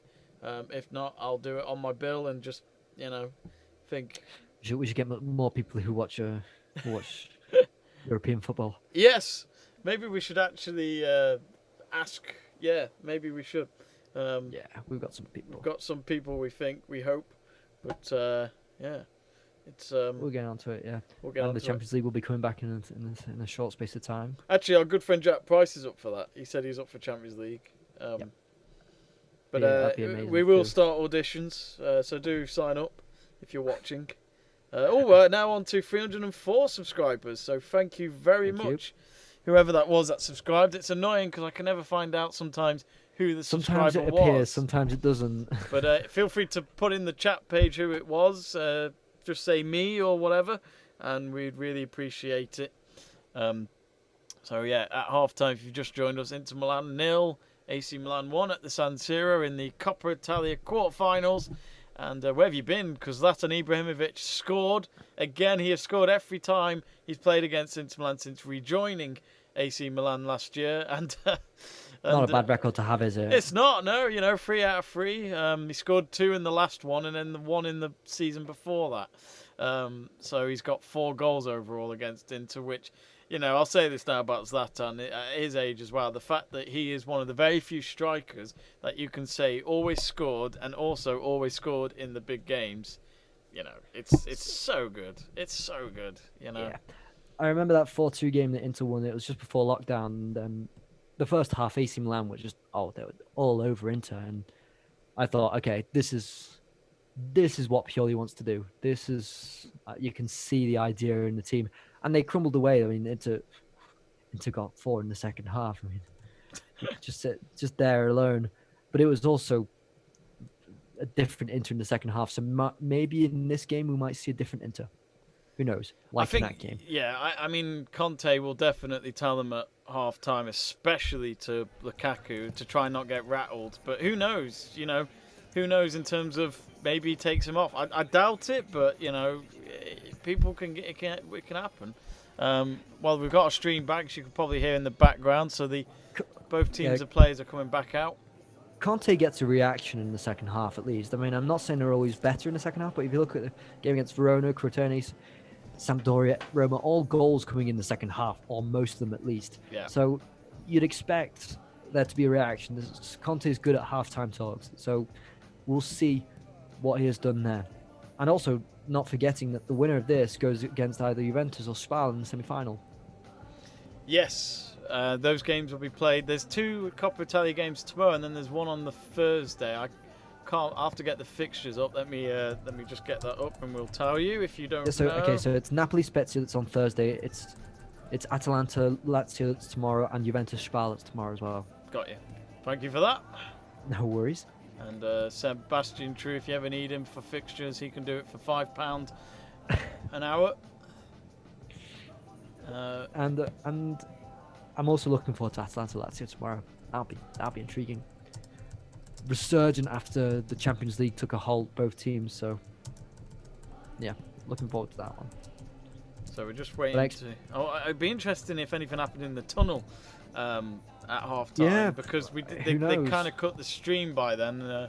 You know, don't normally see much going on in the tunnel, but I'm sure something happened. Really. You never know. Not really, yeah, exactly, yeah. So now it's 3-0 to Manchester City, and it's Gundogan who gets the second goal. Oh, well, that's sorted, isn't it? Yes, it is that sorted. But that's a statement again. The fact that they're getting, I mean, not just the win, but the goal difference. In 30 minutes, getting 3 goals, yeah. Yeah, I think they're no doubt the favourites. I think this puts a nail in the West Bromwich Albion coffin. Even Sheffield United, who were last, have conceded 32 goals this season. West Brom conceded 46. Yeah, and maybe this is the first time Sam Allardyce does not keep a club up, which he was, of course, clearly given. Yeah, I've got a feeling this is the last straw. Yeah. I mean, it was quite interesting what Pep said in the press conference ahead of this game. He's a genius, yeah. He's called him a genius. I mean, not wrong in saying him that. You know, he says what he wants, Pep. Yeah, exactly. He says what he wants. It sounded a bit condescending, didn't it? Yeah, I think there was a shock, and there was a lot of people posting about it afterwards. But that's because he said something that no one would have expected. But I'll say this now: Pep is a successful man. He's got the right to say. I mean, he's got the right to say anything. Everyone has, but but Pep has earned the right to say whatever he likes without anyone contesting it. And so have I, because I work for a company called Genius Sports, so I'm a genius. Yeah, no, I'm joking. I'm not. Seb, are they going to be happy? Are they going to be happy using their brand to promote your own self beliefs? Well, actually, you say that, but we do have 2 people working in that stadium tonight at the San Siro. So. I don't know who it is. Alicia Coco, if you are there, hope you're enjoying the game because she's a big Inter fan. So good luck if they do get the win. But Zlatan's just come out. So is Lukaku. So it looks like both players will continue. And Lukaku's having a laugh, maybe with his teammates. I think he just needs that. He had to be calmed down. Yes, yeah, he probably had to be calmed down. Let's just hope it's. I mean, it'd be interesting to see what happens. It looks like Hakimi's going to come on for Inter. And he's going to replace. Who's he replacing? Darmian. So he's taking a risk there. He's taking a big risk because, as I mentioned, I don't think he did it perfectly, but Darmian at least sterilized a bit of Leao's threat. So now that he's put on Hakimi, maybe they're going to be exposed. I can see Leao trying to run down that channel multiple times. We've got a comment from Fikar Latiba saying Neon Adjig. I'm not sure what language that is, but I apologise if I've said it wrong. Anyway, back underway, and I've just forgotten to play the timer. And now it's going. Yay! Actually, it's working. It's functional. Yay! It's working. Oh, hang on. Now I've just. What have I done? And it's disappeared. Oh, there we go. Oh, I've lost it. What am I doing, Seb? I can't even do it right. Inter currently in possession. And Barella in possession now. Back to Sanchez. Vidal with space in the final third. I've got the timer going, yay. And Perisic looks to run. Dalot. No. That's well. Salamakers has done well to get back there. He is a bit, how do I say it, flimsical in the way he lashes his legs, Salamakers. He does well there. That's what Pioli's asking. He's asking for his fullbacks, his midfielders all to track back.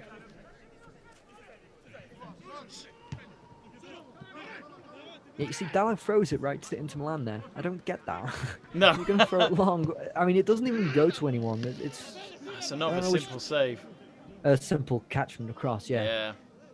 He's doing well for himself this evening, isn't he? Well, I've not seen much of him, but what is he? I presume he's a regular goalkeeper for AC Milan. Oh no, because it's Donnarumma. Oh. No. This is a cup goalkeeper. Oh, so of course. Sorry, yes.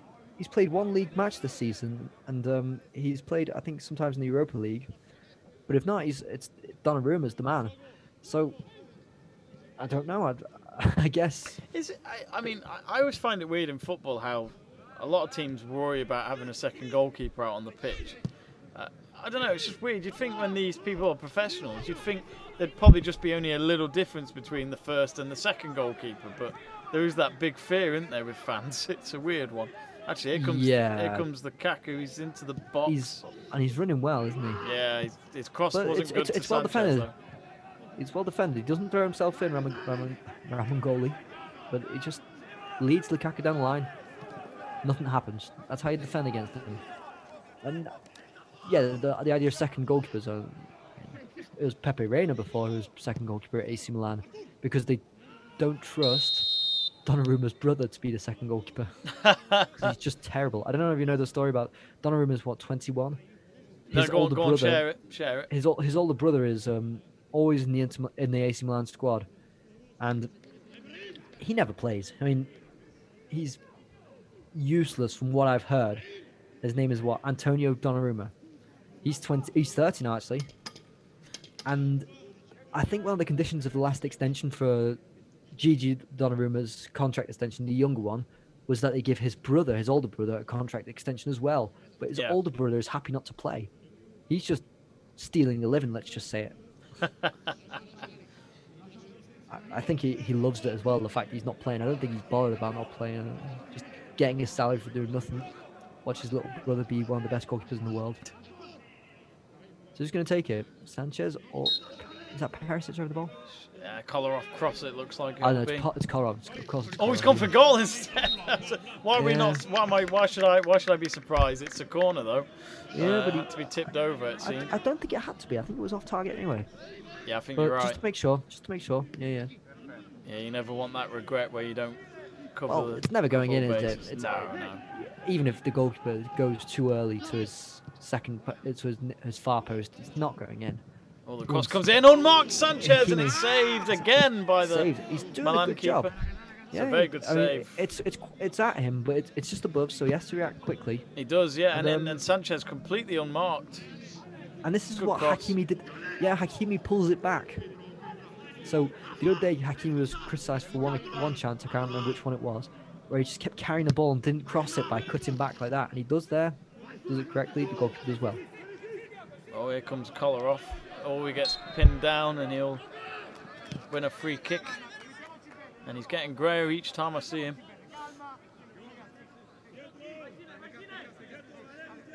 I've always found it funny how referees in Italy always wear fluorescent. It's they're visible, isn't it? Yeah, and always been sponsored by Diadora. We all remember a famous Italian referee who's arguably the greatest we ever had in football. I've mentioned this before, and I don't know referees. What is in football, what? Yeah, I know what you mean. I don't take know any of them. I don't take too much, especially. I'm not a big fan of European refs at the moment. As in, I've watched a few Champions League games when it comes to English clubs, and I'm not a big fan. But football's different in other countries. Yeah, but then if you think about it, referees are there to do one thing. It's binary. It should be they get the right decision, yes or no. Whereas a football player, they bring some flair. They can defend well. They can do this and that on the pitch that no other players can do. It's not the same role that a referee is there to do. Officiating should be just getting it right, or sometimes you might get it wrong. So Yeah. I don't really pay attention to that because it's honestly not what it's not what sparks my intrigue the most. It's If he going to gets be it a wrong, corner. it's a bad decision. Yeah. Kolarov taking the corner. There's I think he's left it for Sanchez to take it. He has as well with his right foot. Oh, approaches the near post, cleared away. And now here come AC Milan if they could go against the go with the counter attack. And that was Leo goes down and from Brozovic and he gets himself a yellow card. Yeah, but that's the kind of card that you have to take sometimes because it is. AC might break on you quite quickly. Absolutely. Ooh, yeah. It's just a simple put your body in front of his run and he'll go down. Yeah, exactly. And this Seb is typical. knows that as a defender. He'll Yes, kill you. They all are the same, aren't they? And no one would like to go against Seb in his quiff. I don't get yellow cards. Do you not? No. Have you ever been sent off? No. Really? If that day ever came, how do you think you'd react to it? I'm not a person who would. I'm discreet towards the referee. I'm the kind of kiss ass that puts my arm around him and explains when I was captain. So I wasn't. Sounds about right. I'm not the one who shouts at a referee. Just like I when you talk very calm. I shout at everyone else, on my team. But that's that's fine, calmly, isn't it? That's fine. I talk calmly to the referee. But that's good, isn't it? You know, I think at the end of the day, yes, referees. Yeah, they make appreciate mistakes. it more. They're human, aren't they? You know, they're gonna have moments. Yeah. And I think I couldn't do it. I've always thought about trying it, but I don't think I could. I don't think I can deal with it. But I do appreciate the referees that do. But yeah, I think there should be more players like that out there, and people could go on and say Seb isn't a professional or anything, but it's like same bloody situation though. I mean, yes, you know, as in okay, it's not, but I still think you should still have a respect. You're playing a game of football.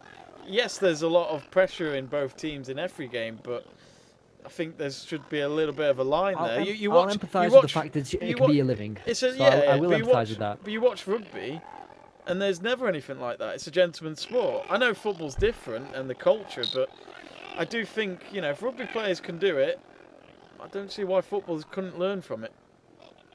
But again, that'll probably never change. I'm sure it won't. That's fair enough. Yeah, I don't know.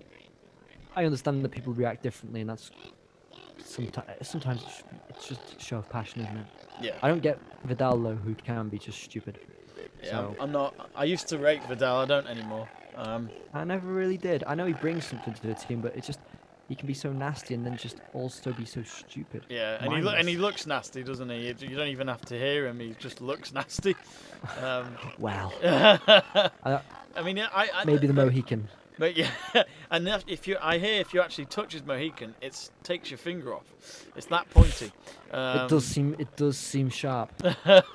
And he's had that Mohican for a good while. It's definitely a signature haircut of his. And here come Inter. Actually, this looks quite dangerous here, and it's with Barella in Sanchez. space on the edge of the box. Sanchez and it's Lukaku. Was that a block? I think it was. It was Hakimi, not Sanchez. Yeah. It was Hakimi to Lukaku. Lukaku's shot was blocked, and it's going to be a corner. Tomori's doing well. Tomori's doing well in this match. He's holding his own. He blocks the shot from Lukaku there, doesn't he? He does. And we all know Lukaku at that close range will normally score. That actually is a great tackle. That actually is a really good tackle from Tomori. It's with Sanchez. Couldn't get it past the first man yet, but he'll get a throw-in out of it. I always thought that Tomori was one who always mistimed his tackles, but there he got it. That's perfect. That's just perfect. But this is what Hakimi's been brought on to do, create chances, because the best ones have been coming from Perisic out wide. Well, best ones. It seems like the only chance from out wide would come from Perisic, and it's just not enough for a team like Inter. Oh, lovely ball across the field to the right wing there. It's now with it was. Sanchez. Had to watch his back with the cross. Header comes in and it's over the bar. And I think that's going to be a goal underneath kick. it. He gets underneath it, Vidal there. Oh, and doesn't look Vidal happy with himself. Vidal was angry there, and he was threatening to cut someone's finger off with his hair. Yeah, I think he might have flattened the ball there with his Mohican. It's like that was our only ball. There'll be no more football tonight. But it reminds me of that bit of The Simpsons when Lisa wants to join a club. She tries volleyball, and then the ball lands on her head, and then it bursts. Children, there'll be no volleyball this year. That was the only ball. Yeah. Luckily, Serie A isn't in that budget yet. Oh, and there was I think, I'm not sure who went down there. Was it Barella? Barella, yeah. And it was towards his back, which can be nasty, and he landed on it, so that's not going to be nice. Yeah, but I wouldn't worry too much. There are many times, and I think every match Barella goes down, and you think, oh no, is this He's the dead. injury? Is this the season injury? And it's not. So he's hurt, and that's fine. But he always gets hit around on occasions.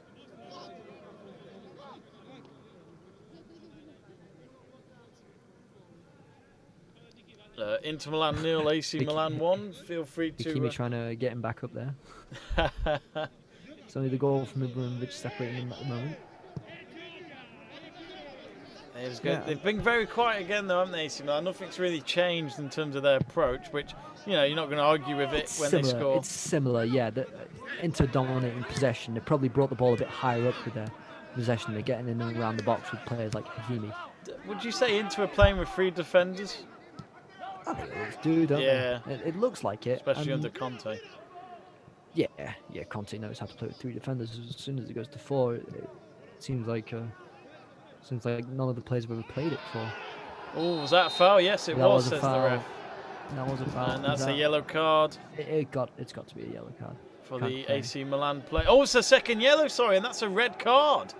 Oh, and that's silly. Is that Zlatan? It's not Zlatan, is it? It's Zlatan. Oh my word, it's Zlatan Ibrahimovic. That's 2 yellow cards. And that's big. That's big, and of course the goals are normally from him, so he's the one who has opened the score, and it was a foul on Kolarov. Let's have a look. Yeah. Oh, he puts his foot in, and it is. He shouldn't have done it. He shouldn't have done it. It's a yellow. Simple as that.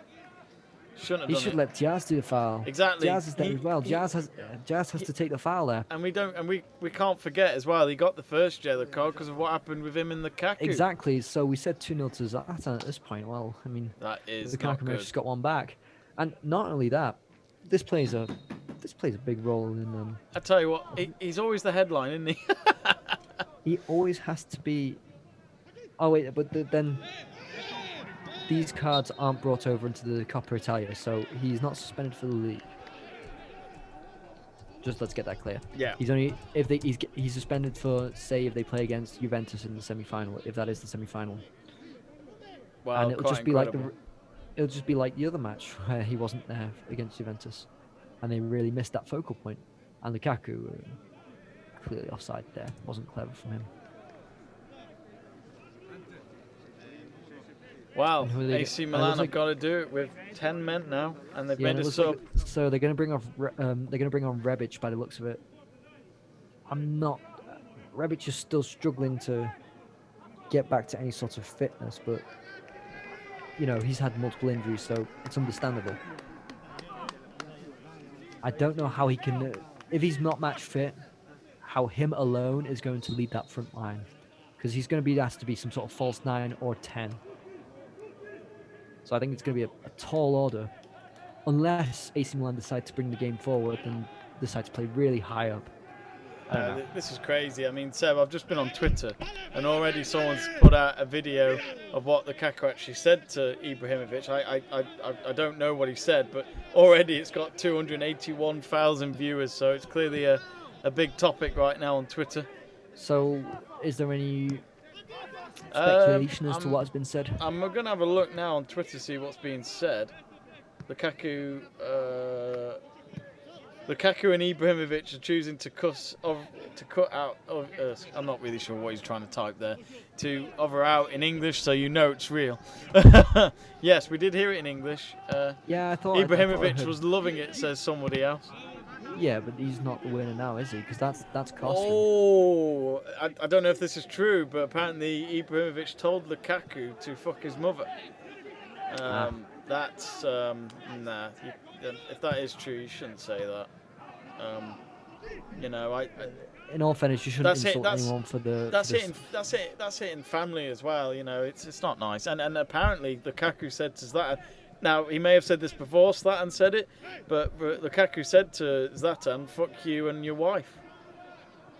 Okay, so they've gone So, personal. They've gone They've for low blows. they've gone really personal. see- That is not nice. I want to bring it back to Kolarov, who just tries getting the ball across field and just doesn't even succeed that.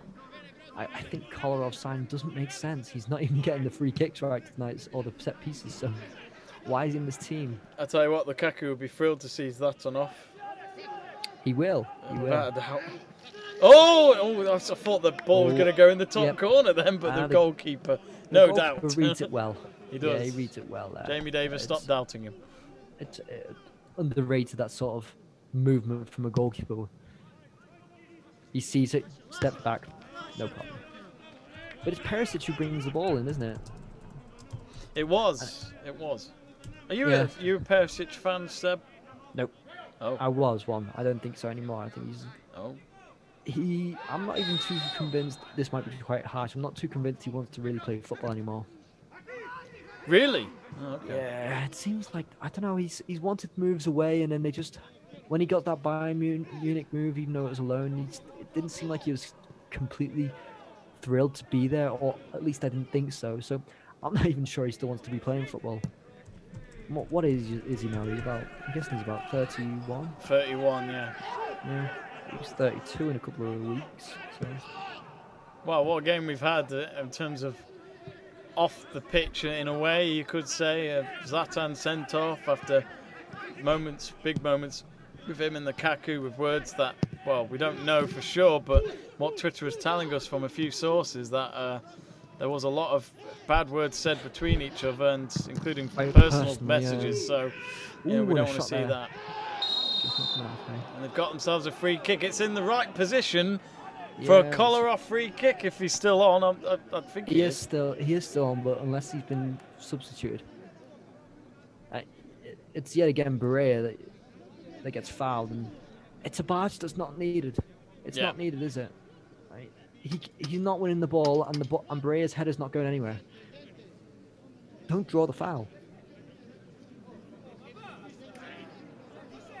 Pam Stampson is asking, let's see the match. I'm afraid, Pam, we would show you if we were allowed, but sadly if we were to catch any stream, we would be, well, basically it wouldn't look very, it wouldn't be very good. Our channel could get blocked for showing a stream that we don't have rights for, I'm afraid. So, afraid we can't do that. But we will, of course, do stay on our watch along. We'll talk about the game and tell you what is going on. We can't show it, but we can tell you what's going on. If you've only just tuned in as well, it's 1-0 to AC Milan after an hour or so gone.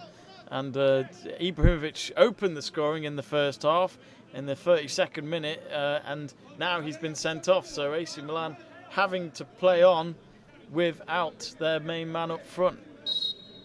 Yep. So it's like back of distance, this free kick, but for a left footer like Kolarov, so maybe he could get this one in, and it goes right into the wall. But then there's a volley that comes up right behind, and that goes way over from Barella. That's chance wasted. Oh, but you do see, he does take a good elbow into the face, Barella there, doesn't he?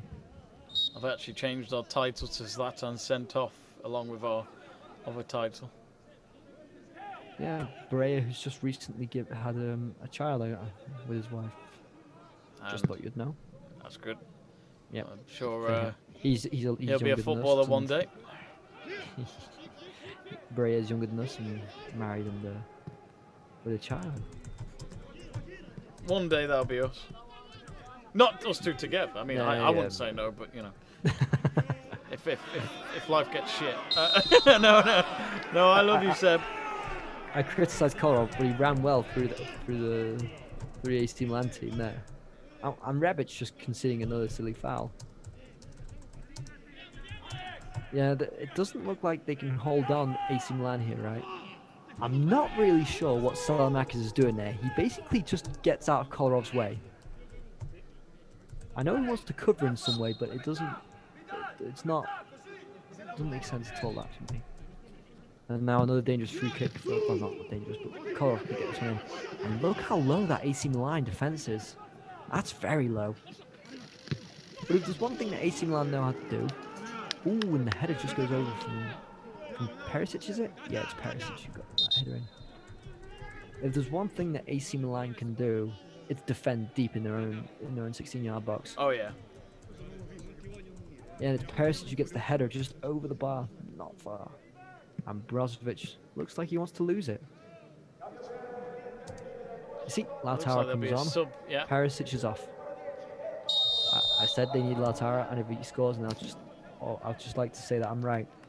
Yeah, so in the half-time game between City and West Brom, it's 4-0 to City. 4-0? 4-0. 2-1 to Arsenal in the other game. I can't believe I had a little bit of faith in West Brom as a United fan. Yeah, don't trust West Brom, that's what I advise. If you have just joined us and you're enjoying our watch along, do give Let's Talk Sport a subscribe on YouTube. Hernandez does well there to get a goal kick from it. Let us know your Hakimi thoughts not on the happy. game. I've noticed for the past, this is the third match in a row that Hakimi's going to argue with the linesman for not giving him a corner. It should be a corner. It comes off to Hernandez there. But I feel like this is a theme now. The linesmen are going to constantly give the decision against Hakimi.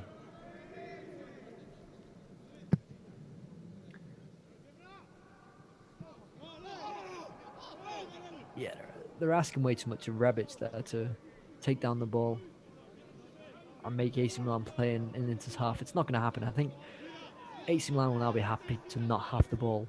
Yeah.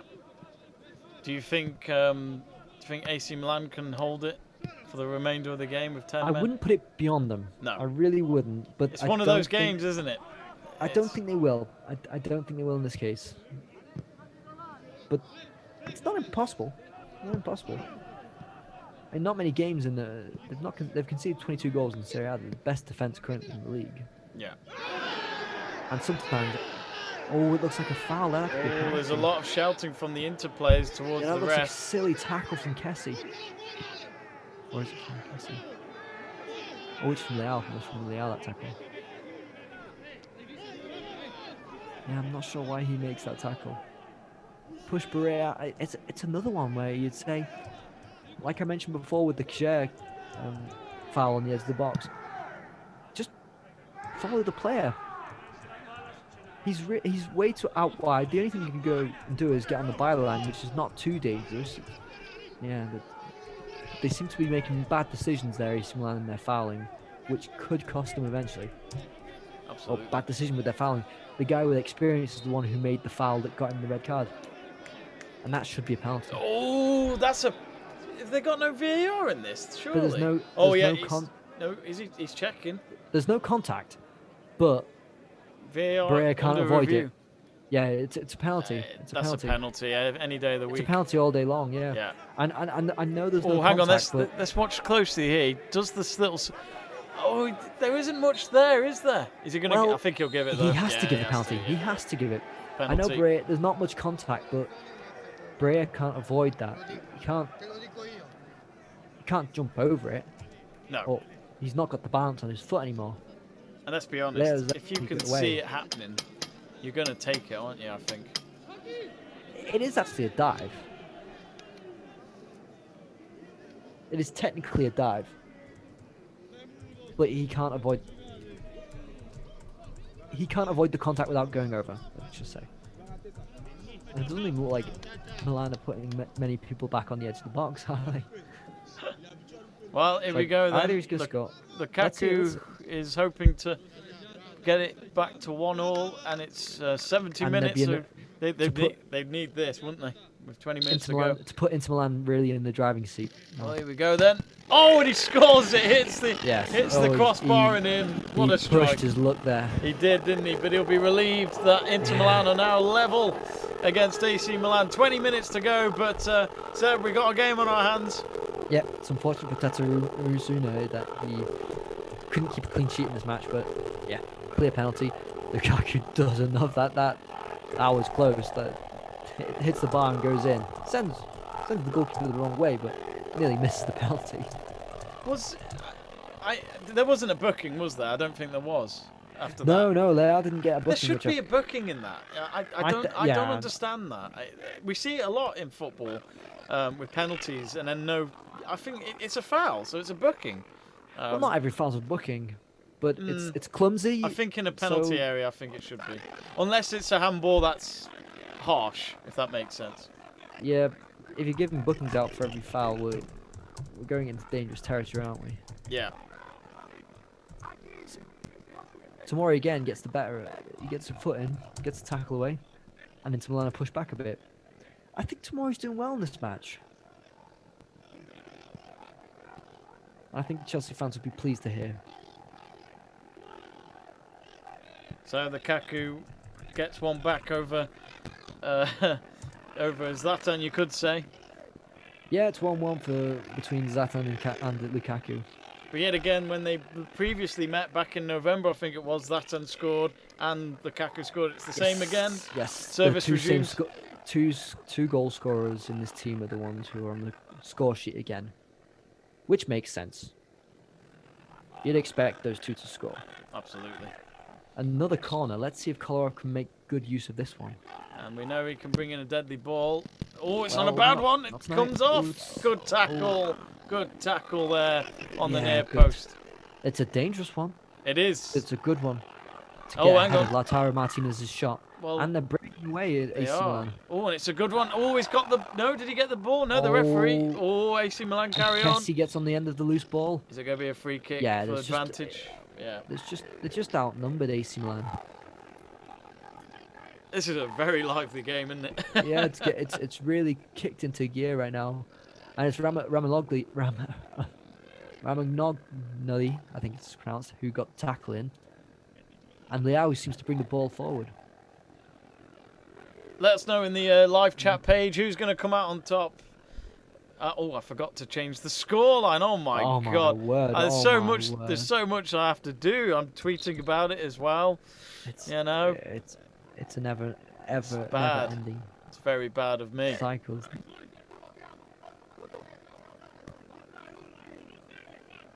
Come on. I'm trying to edit the title. There we go.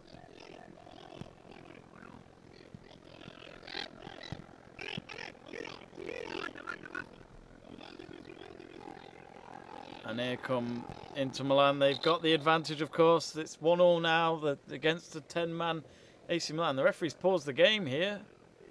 Not sure what he's doing. Oh, is it the referee? It's the referee. I think the referee's injured. But he's literally taken his earpiece off. He's kind of ripped it out. He has, hasn't he? He's done a ripped out of like, I'm done. I've had enough. Oh, I think he's got. Oh, this game's had everything. And now the fourth official, he's going to have to take his place. And he thought, didn't think I'd have to go for a run tonight. Well, he's going to have to get his tracksuit off. Well, we'll see anyway. Well, the referee's been checked anyway, but I don't know if he can carry on. Being checked. Yeah, sounds a bit like a fake one there, mate. You're gonna have to go on. Do you want your paycheck? This is why the fourth official was introduced. The whole notion of it. It's so that when a referee is injured or whatever happens, that someone can continue. Wow, what a game we've had. Not just the goals, not just what happened with Zlatan and Lukaku, not just because Zlatan has been sent off and Lukaku gets a penalty. It has been, yes. Yeah. It's not been the most enticing football-wise, but it's been very eventful. And not just... and now just because the referee might not be able to continue and the fourth official actually has something to do. They're replaying the Kaku penalty, which Yeah, big strike.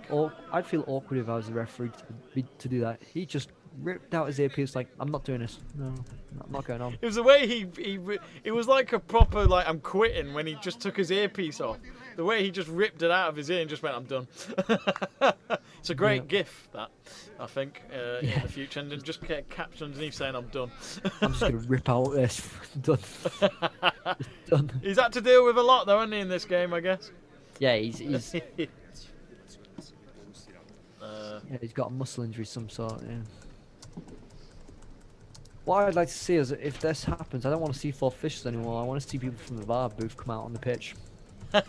They've got to come all the way from like Rome, yeah, wherever they're based. I think it's in England. They're at St George's Park, unless I'm wrong. But I think, which is in case you didn't know, viewers, that is the England training facility. In our stream, our live clock is not very explicit, saying 1 hour 16 minutes. No, I know. I completely forgot. I completely forgot about that. Because you know what I had to do? I cropped out the 1 hour bit, and then when we were 4 minutes into the hour, I had to readjust it so it didn't crop out. I was like, oh right, it looks like 4 minutes again. You can create two different ones, crop out the first individual digits, and then... Yeah. That'd be... I'll have to see if I can find... There'd be a way. There'll be a way, I'm sure there will be. We are learning. Just as these referees apparently are. 76, learning about how it works with the fourth official system. In case you are really wondering, folks, it's 76 minutes in. Well, 77 now. Can't even get that right. Inter Milan 1, AC Milan 1. There will be a bit of stoppage time here. Yeah, they're showing the goals this again. Is going to add on to it, and because it's the referees changing, I'm wondering which referee is the one counting the amount of stoppage time needed. Yes. Who tracks that now? The linesman or I thought you were the one with the stats guy, mate. No. Stats. I'm on about the refs. That's their job. It's not my problem. Well, I'm just asking the questions. Yeah, well, you're just like everyone with government, aren't you? You're just asking the questions, and then it becomes even worse. Oh, don't be. I love you, really. You know that. Me too. That's why we're here. Just an excuse to see Seb every day. Exactly. Anyway.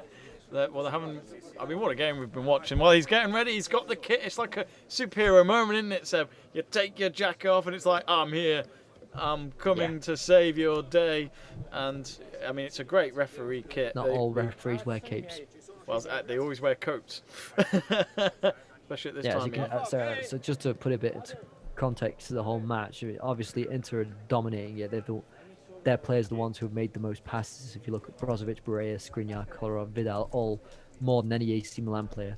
The AC Milan player with the most amount of passes completed is Kjaer with 37 out of 40. So good percentage, but it's all Inter dominating possession at this point. Yeah, and at this moment they look like they could be the favourites to go through, but anything can happen in a derby, especially the Milan derby. Yep, exactly. While you're waiting for the game to resume, folks, don't forget to subscribe and give us a like on Let's Talk Sport. I think it's interesting also looking at the duels won, and Alexis Sanchez tops the duels won, the ground duels won, and also the aerial duels won. No, I completely misspoke.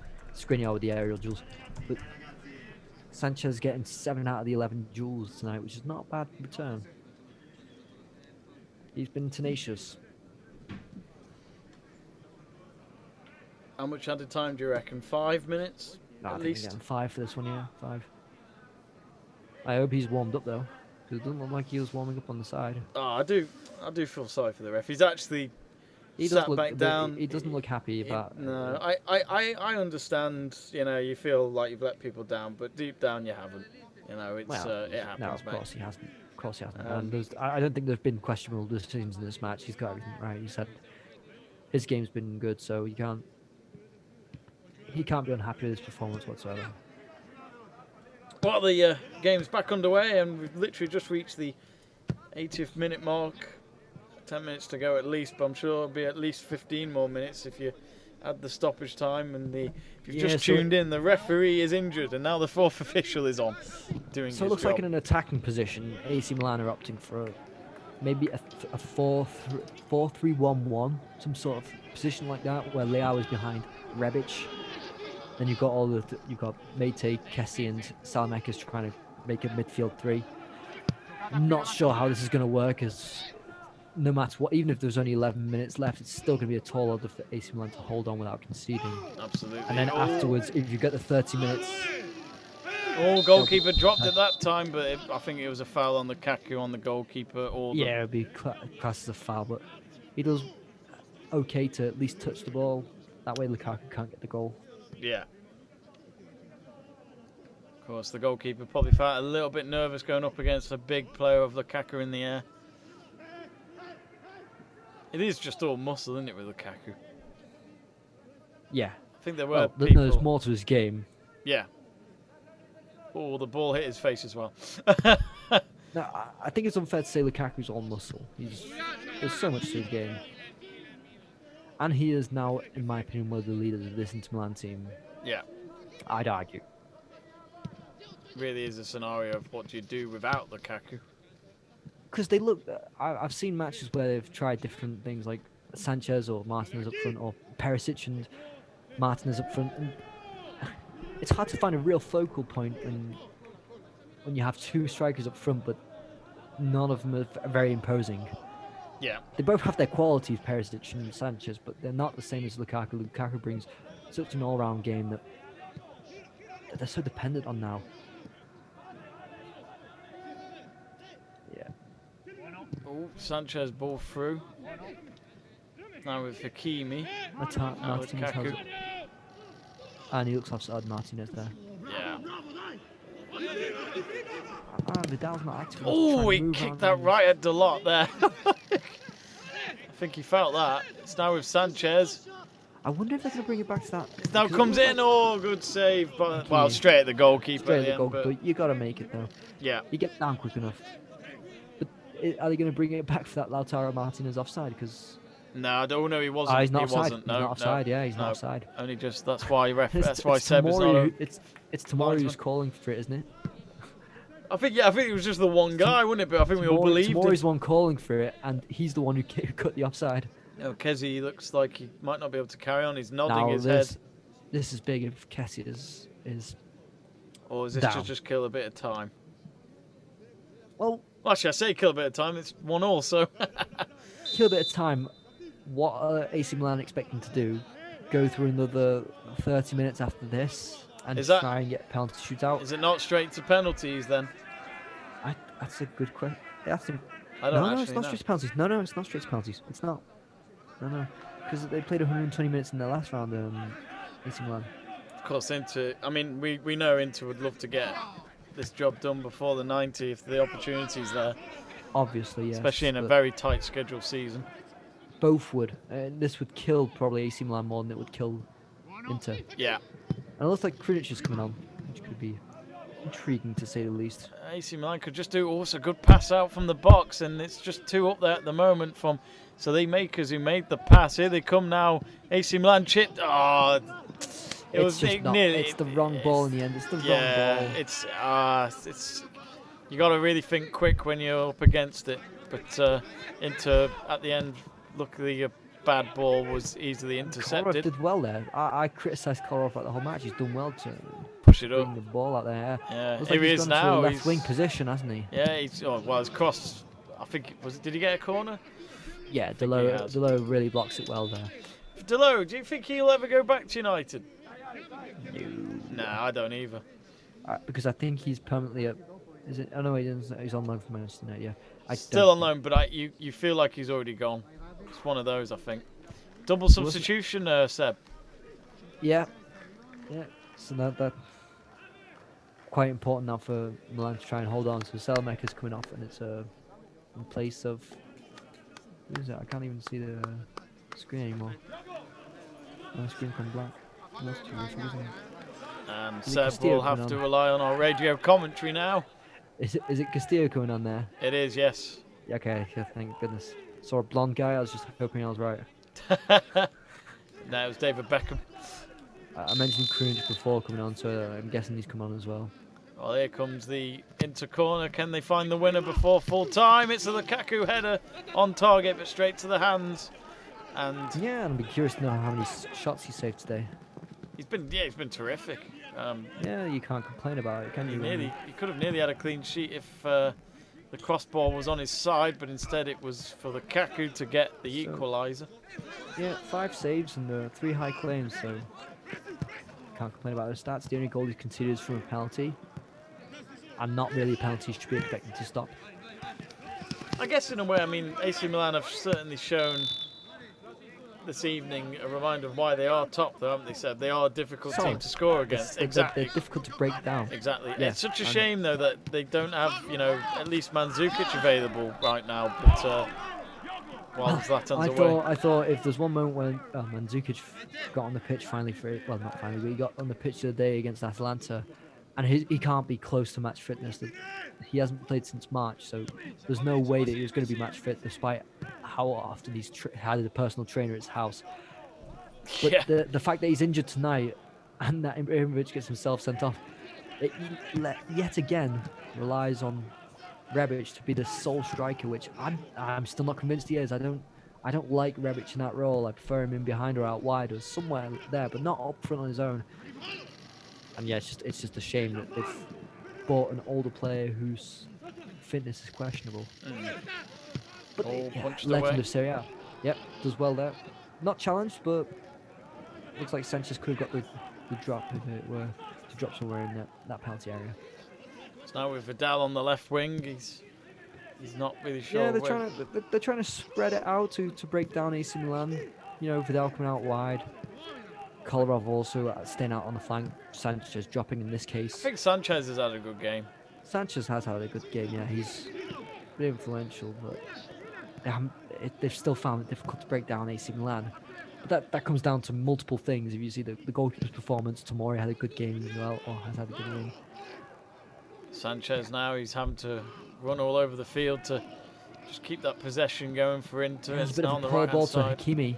It was. That's why I think Hakimi makes the wrong run if he drops back a bit and tries creating that space for himself. Vidal will go for goal here, and he will. It's a low shot past the far post. I think he's got time to put that on his right foot in that case. You could see it though, he's saying sorry there. He's saying sorry to his teammates there. You could see it though, couldn't you? Him going for a shot. He likes to go now and again for a crack at goal, but yeah, it's just wide at the end. But when you've got a goalkeeper who is actually playing well, you've probably got, if you've got the time, put it on your right foot. Here's a name that we were talking about earlier. It's Christian Eriksen. Now, could he be an unlikely hero? Well, this makes more sense. They're up a man. They want to put more creative flair up. They want Sanchez continuously dropping. They want Sanchez in that area so that he can get on the end of these balls. You put on Eriksen, you've got Barella still in there. I guess you're going to get those opportunities for those strikers that are in there, Lautaro, Martinez, Lukaku and Sanchez. Yeah. And plus, you're not losing too much defensively because AC Milan are down to 10 men, so it makes sense. But it's just a shame for Eriksen that this is the only game time you can really get, and he's got... Oh, and he's giving it away, and Inter Milan could just get the winner here. He goes for goal. Great save by the AC Milan keeper. Great save. Martinez with the shot. Yeah, it's more about what the defender does there to keep him out. Because he doesn't throw himself in. He just lets Lautaro Martinez go for it, and it's a good save in the end. I think See, as the well, the angle is tight for him. A relief for AC Milan as well. So it's Dalot who's defending as well there.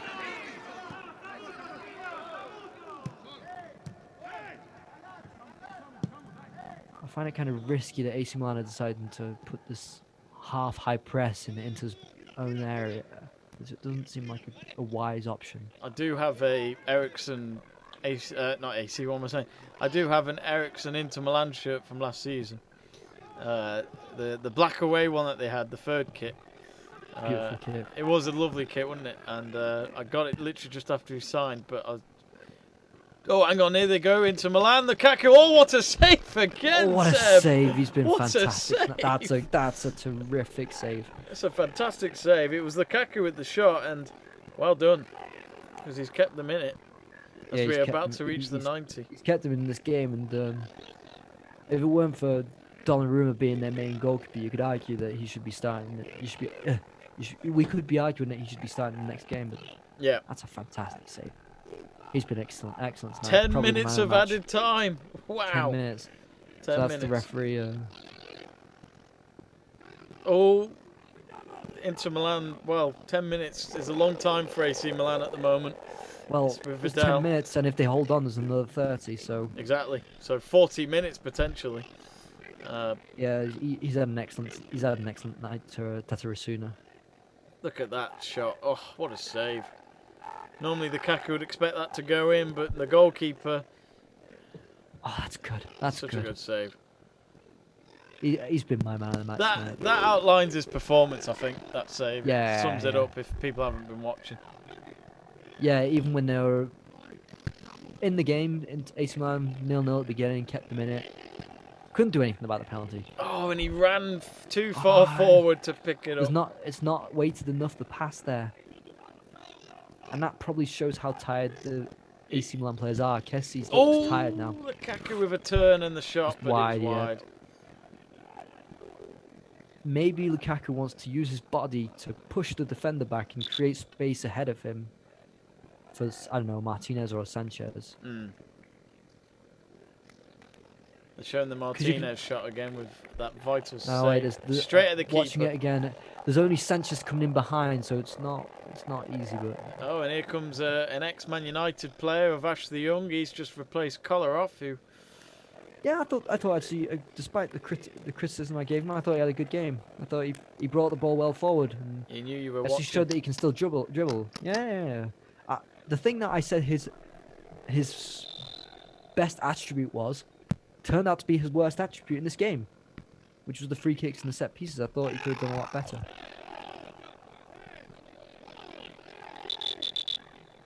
Well, plus 10 minutes. Who's going to win? Could be a while yet. Yeah, it doesn't. It seems like this is gonna stay a bit like a stalemate. And Kessie's down on the ground again. This is also an interesting battle. Barella won and Kessie won in midfield. And for some reason, I've lost my timer. Hmm. That's weird.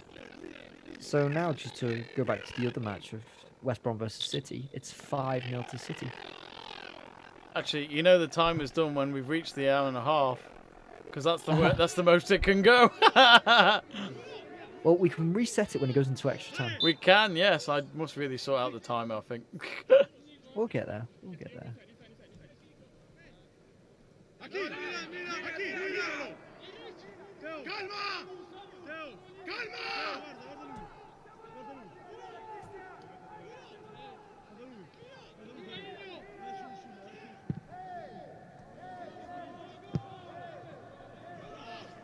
So, 7 minutes left of stoppage time. Yep, and I've got a feeling this is going to go on for a bit longer, and I wouldn't be surprised if AC Milan look to play for the penalties. Yeah. The 'Cause opportunities seems- have just not been there in the second half. Well, the opportunities have been there for Inter. There's no denying that. They've been the better team throughout this whole match, I'd argue. It's a bit out of nowhere, that goal. And yeah, it was too heavy, the cross from Young there. Hakimi can't do much about it. And Hakimi's been too quiet for me in the second half as well. He was brought on to bring a spark to Inter's attack out wide, and I haven't seen him do enough for me. Theo Hernandez is one that you've got to apply pressure on to trouble him in behind, and Hakimi has not done that. And it's the goal kick taken. Trying to flick the header forward from the halfway line, but instead it's into that intercept. Yeah, they're just putting a long ball up, knowing that they'll lose the ball, but hoping that it pushes into back enough that they can defend behind the ball.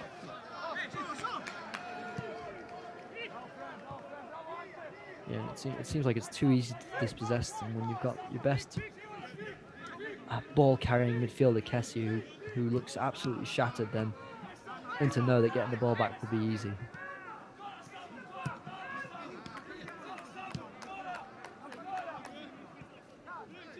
halfway point of stoppage time. 5 more minutes yet, folks, in case you've just tuned in. I'm hoping Eriksen can get on the ball a bit more into dangerous areas. He looks like he's sitting back a bit. I'll tell you what, all it takes is an Eriksen shot to win this. In all fairness, I could say it takes a Handanovic shot to win this. You know? Or an Ashley Young dive in the penalty box. You see, Barella, the difference between Eriksen having a shot, only to be blocked by Tomori. I thought I wrote the script then. I think the two centre backs have also been pretty solid. Oh, hang on, tonight. Seb. No. It's a free kick for Inter Milan now. Who takes this? Now, I would have thought, would that be Eriksen? Yeah, is that on Lautaro Martinez, that foul?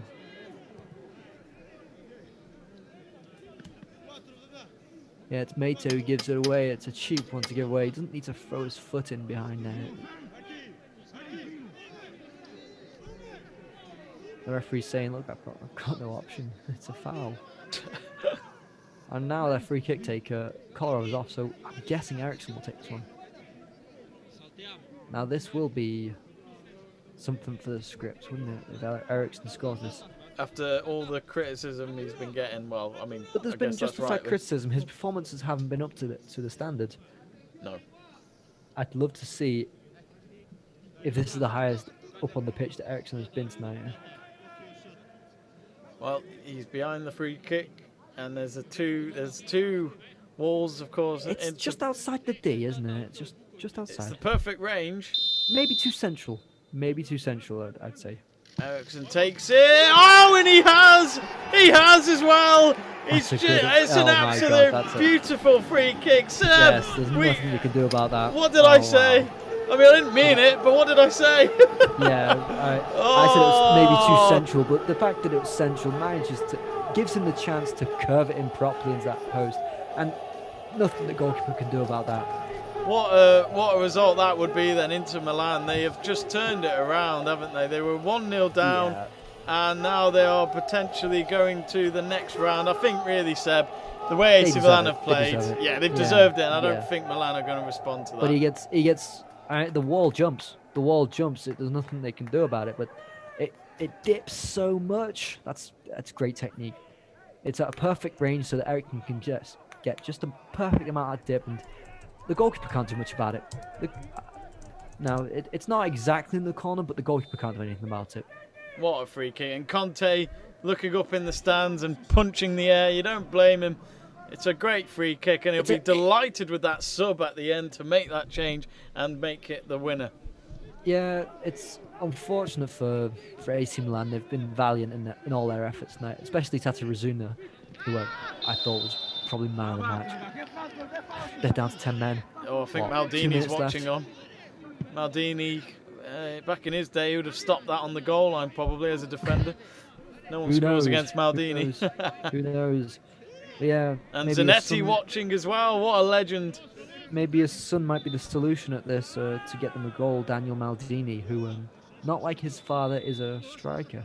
I bet Maldini was very disappointed the day he found out. Hey, Dad, I'm going to be a striker. Oh, you don't want to do that, son.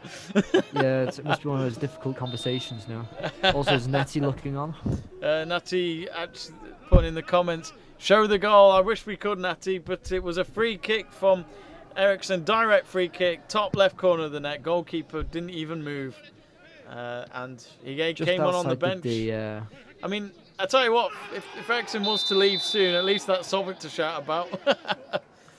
He's got to push the price up for him, or not push the price up, but push the demand up for him, because his performances haven't warranted a move to a top club recently. No. If he were to move from Inter, honestly, I could only see it being a loan. If, say, for instance, PSG want him, I don't see them forking out the money that Inter would want for Eriksen, or forking out his whole salary for that matter. So if he were to leave in January, I'd see it being a loan move, but still remains to be seen. Yeah, so we've got AC Milan just pushing up now. There's only half a minute left. They've got nothing to lose now. So it goes into the box, just on the edge of the box, and headed away. Yeah. and Barella managed to get it away.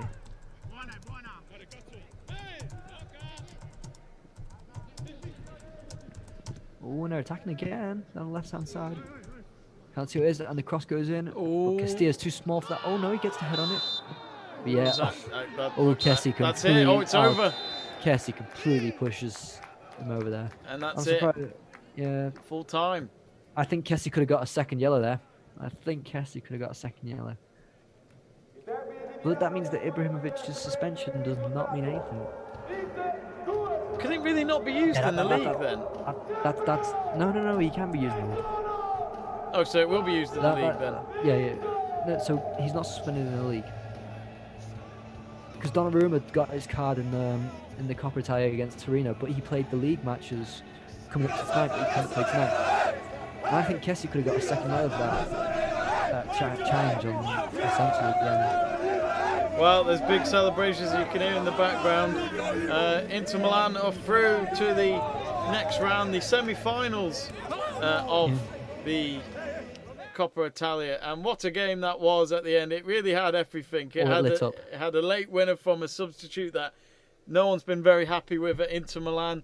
We had a referee injured. We had Zlatan sent off after Zlatan and Lukaku collided and had a lot of words said before half time. And what a game that was. So it has ended Inter Milan 2, AC Milan 1, and we've had 10 minutes of stoppage time as well. So Seb, how the hell do we sum up that game? What are your thoughts on that? It was an absolute cracking game. Yeah. It was more eventful than I'd expected. If you want a headline for this game, there are multiple to come, but I'm disappointed in the Ibrahimovic red card. That changed the game. We know that. I still think it ruins the game, can't it? Inter dominated the game, and look at them running around the pitch afterwards. They're absolutely delighted. This is a big game in their season. They've won the Milan derby, and in spectacular circumstances. I mean, the Eriksen free kick. If there's one way to win it, with the two set plays, penalty from Lukaku who scored it, and Eriksen with a free kick at the end. I mentioned that Kolarov's free kicks and the set plays weren't good enough tonight, and that's the only thing that wasn't good enough, considering that's his only strong point in my opinion. Eriksen comes on, replaces him, and well, what do you have? He actually puts the goal in from a free kick. No, it was eventful. It was a good game to watch.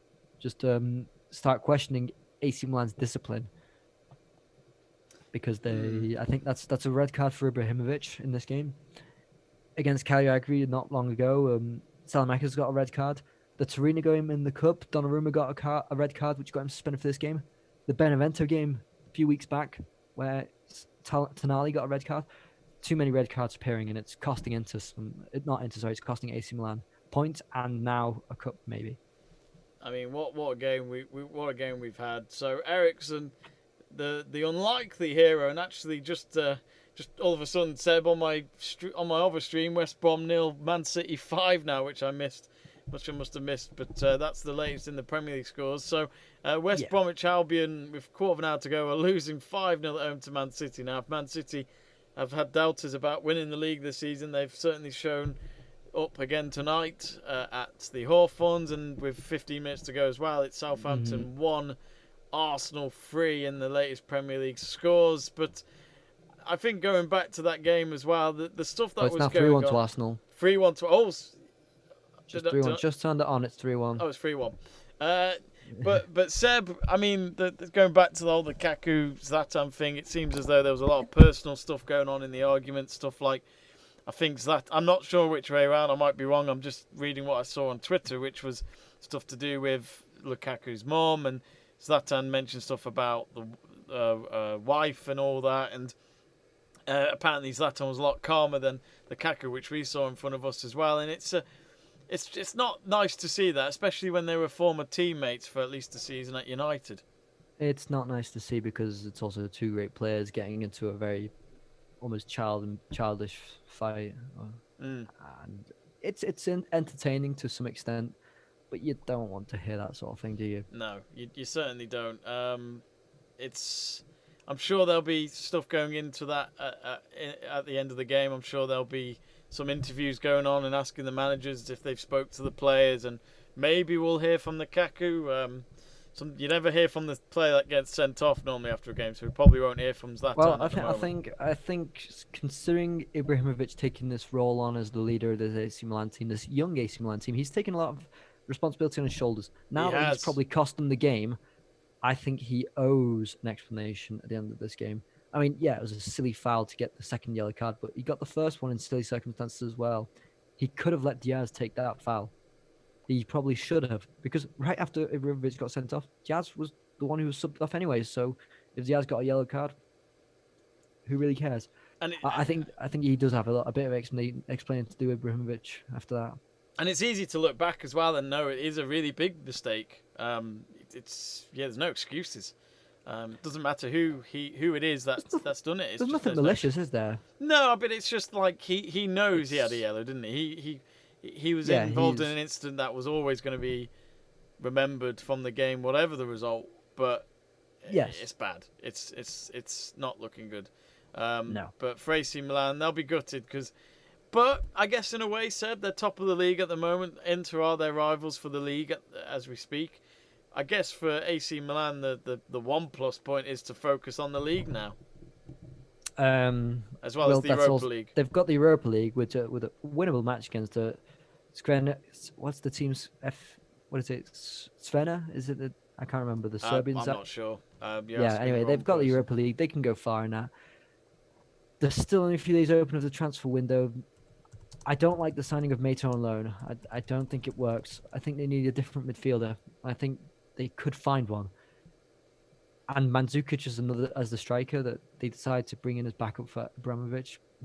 I don't know. I think you're right. Savina Zvezda. Yeah, Savina Zvezda on the 18th of February. That's when the first leg is.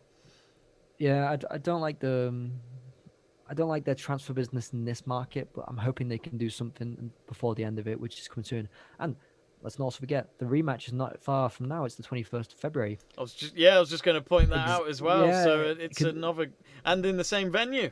Incredible. Well, they always like to face off in February, considering they did it last time, didn't they? Can you imagine what the atmosphere as well at the San Siro would have been like tonight for a game like that? Oh, it must have been it would have been a big one, especially considering what happened between Ibrahimovic and Lukaku, that sort of thing. Yeah. So absolutely. Yeah, it's disappointing that we can mention multiple times how it's disappointing the fans aren't there, but we can't do anything about it at the moment. Anyway, so Inter Milan will wait on for who their opponents will be in the semi-finals. 3 more Coppa Italia games taking place later this week. Just quickly looking at the. It's either Juventus or Spal who will face them. I think everyone wants Juventus, don't they? Really, I think that rematch to see if Inter Milan could outclass Juventus again. I think they will, but we'll see. Of course, Pirlo, in his early days of management, will hope to improve from that result because it was a very good result for Inter Milan in that game a few weeks ago. Nati, who asked us before, showed the goal, and then we explained to him what the Eriksen goal was like, direct from a free kick, top left corner of the net. Exactly what was needed to beat AC Milan at the end, and he responded and said, "Oh wow, beautiful!" It was very beautiful, and Eriksen certainly felt electric. And to beat Tatarusanu, they needed something special. They did, yeah, and he didn't even move, did he? No. That's how good the free kick placement was from the Dane international. I tell you what, Seb, before we wrap up this live watch along, who was your man of the match? I am still putting Tatarusanu in there as my man of the match. I thought he was excellent tonight. Conceded 2 goals, and I don't think he could do a lot about the 2 goals. I think I may have to agree, to be honest, because I pretty much talked about him just like you did. So I think because of that alone, I always think the more you talk about one player, the more they probably deserve man of the match, regardless of if their team win or not, or even get a draw. It's just that when you're at 11 against 10, I don't think there needs to be one standout performance from, say, for instance, Inter Milan. Let's not forget they also played basically the whole second half with a man advantage and still didn't set the world alight. So, yeah, Conte needed this win, definitely, more than Pioli did. But there's still questions to be asked that Inter Milan couldn't really break down AC Milan. Wow. Let's just say that AC Milan, I also thought their 2 centre-backs played terrifically. Romagnoli and Tomori, I thought, played well as well. So, yeah, I thought I was more impressed with some of the AC Milan players than the Inter Milan players. Let's just say. We've just reached our 305th subscriber, so whoever Thank that you. was, thank you very much. If you're still watching, we really appreciate your support. And I think we have come to a conclusion here on Let's Talk Sport for this evening's live watch-along of Inter Milan 2, AC Milan 1. And Inter Milan get the last laugh between the two in the Derby Milano. And I'm sure people will talk a lot about that game come tomorrow morning, especially in Italy, in Milan as well. But my thanks to Sebastian True, as always, my good friend with the European matches. We'll be back with our watch-alongs again this Thursday night in the Premier League as we come back to my land, because Seb lives in Switzerland where the football there is, well, let's just say we don't care. I'm joking. Yeah, neither do I. Oh, we love you, Seb. We really do. And maybe your football's just as good as FC Basel's, but we won't talk about that today. They're no longer on top, Jamie. It's young boys now. That's what I mean. You know, you're better than them. And maybe you can fit in the young boys system. You're still young if you were a footballer right now at the age of 25. Anyway, my thanks to Seb. My thanks to you lot at home. Don't forget to subscribe to Let's Talk Sport. Give us a like for this video. And yeah, we hope to see you very well soon. So we'll see you again on Thursday for Spurs versus Liverpool. See you then.